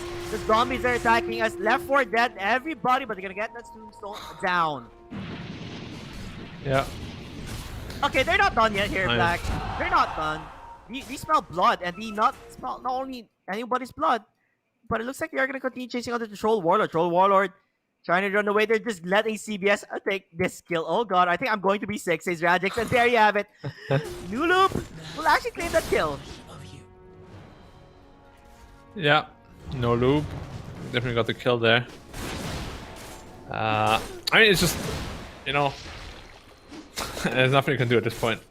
They're not gonna call it probably, but if your PA is double the net worth of a troll and the CM has the same net worth as a troll, it's a problem. A minor problem. Is under attack. Really minor problem, I believe. I believe you, Black. Definitely a minor problem there. Could be worse, you know. Could be you could be ahead of the troll as a CM. I mean, I'm not gonna be shocked if that happens though. CM is catching up tremendously well. And you can see on the Against top the lane, Bat Battlefield Rider troll. is there. Just give this kill maybe to CM. Oh, looks like GH wants to get that kill. Frostbite will be there. Claim that last hit, GH. Oh. Radix, why you gotta kill the fun here? GH should have gotten the kill. Well, DBS. What happened? What happened to Well, Jafar? It's called Phantom Assassin. Crit. Oh, okay, never mind. Undying. Just like that. He is a zombie indeed. Gonna die and go back to the grave. He's gonna have a rapier soon on PA. Do you think he's gonna go rapier? Yeah. I mean, nothing's stopping him to go rapier, isn't it? Radiant's middle tower is The thing under is, if he attack. drops that rapier and troll gets it, they actually have a chance to kill him. Do you think Troll can turn this back with even if we give him a free rapier? Yeah, I think so. Oh, they are gonna try maybe look for a fight. Also, Lulu will be fun, but guess what? That's where everyone is. Let it go, let it go, let it go. It's Christmas, everybody at GH. Putting the freezing shield down into onto 2. Nice RP follow-up onto the Magnus, but even if he dies there, he just said it a lot. Now, make it an ultra kill? No, it's gonna be a triple kill, and GG well played. 19 minutes in the game, 23 gold net worth lead. It's gonna be only 3-3-0. Hoping to see a 3-22 here, but you gotta take what you gotta take. Yeah, you know, I wish I could say I didn't expect it, but all according to Keikaku. Are you a weep? Do you know what it means? Do I out myself here or do I not? I'll think about that, Black. But before we talk about it, I'm gonna say this, right? Since Timbersaw is such a famous pick, right, and there are numerous ways to counter Timbersaw, but honestly for you, what do you think is the best counter for Timbersaw? You beat him in lane. With I what think you hero? just tried Black? in him. Really? Mm-hmm. Timbersaw has no comeback mechanic. If you own him in the lane so hard that a carry can solo him, that's how you beat him, in my opinion. Of Well, course, to there's be fair, heroes they like did- OD and stuff you can pick in mid. Yeah. Yeah. But, you know, I think it's the easiest and most straightforward way to beat him. Alternatively, you could just go even in the lane and have like a Pugna or Zeus or Lich. I mean, not Leshrac or an OD, heroes like that, you know, that just come and gank him. That's another way. But I don't know, like Radix always gets away with everything. I mean, they had a counter for it, right? They had the Bat Rider, but it just never happened. They never gave them the chance. And the funny thing is here, all the while they were doing, yes, it looks like they had good heroes up against the lineup of Team Lebanon, right? But they were never given the chance to do that, to prove themselves, because they kept moving around and only CBS and GH were sticking to their lanes. Yeah. I mean, it is.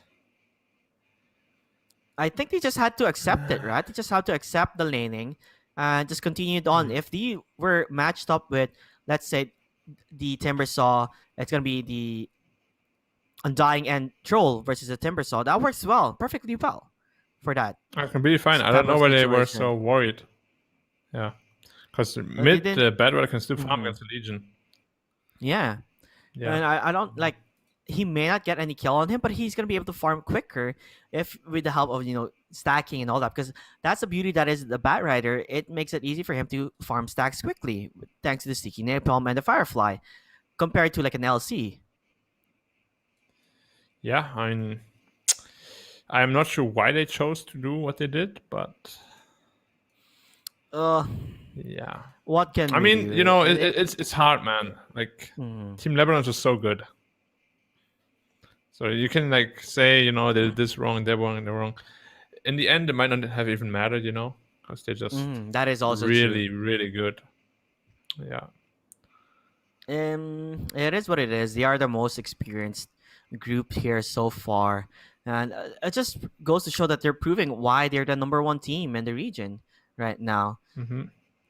I I don't still know. got the top 6 finish, so I think Bendover can be, They can still happy. improve. Yeah. It's, there's no shame losing to this team. Definitely no shame. I mean, they are household names here. So losing to them, it's not like something you have to take it too hard. Like, oh, we lost to these people. But it's something to be okay with because they are the team to watch, the team to beat in every tournament here in the Middle East. And it just goes to show there's a reason why, right?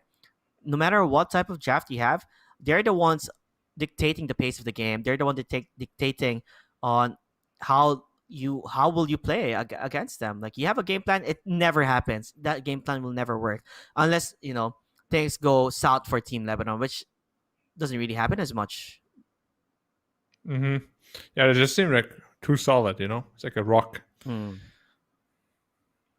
So the only way to destroy a rock is to get a bigger rock, and you have to be bigger than Team Lebanon at that point. And since this is the final game for us today, Black, it was a quick game, best of 3 series, because it's Team Lebanon.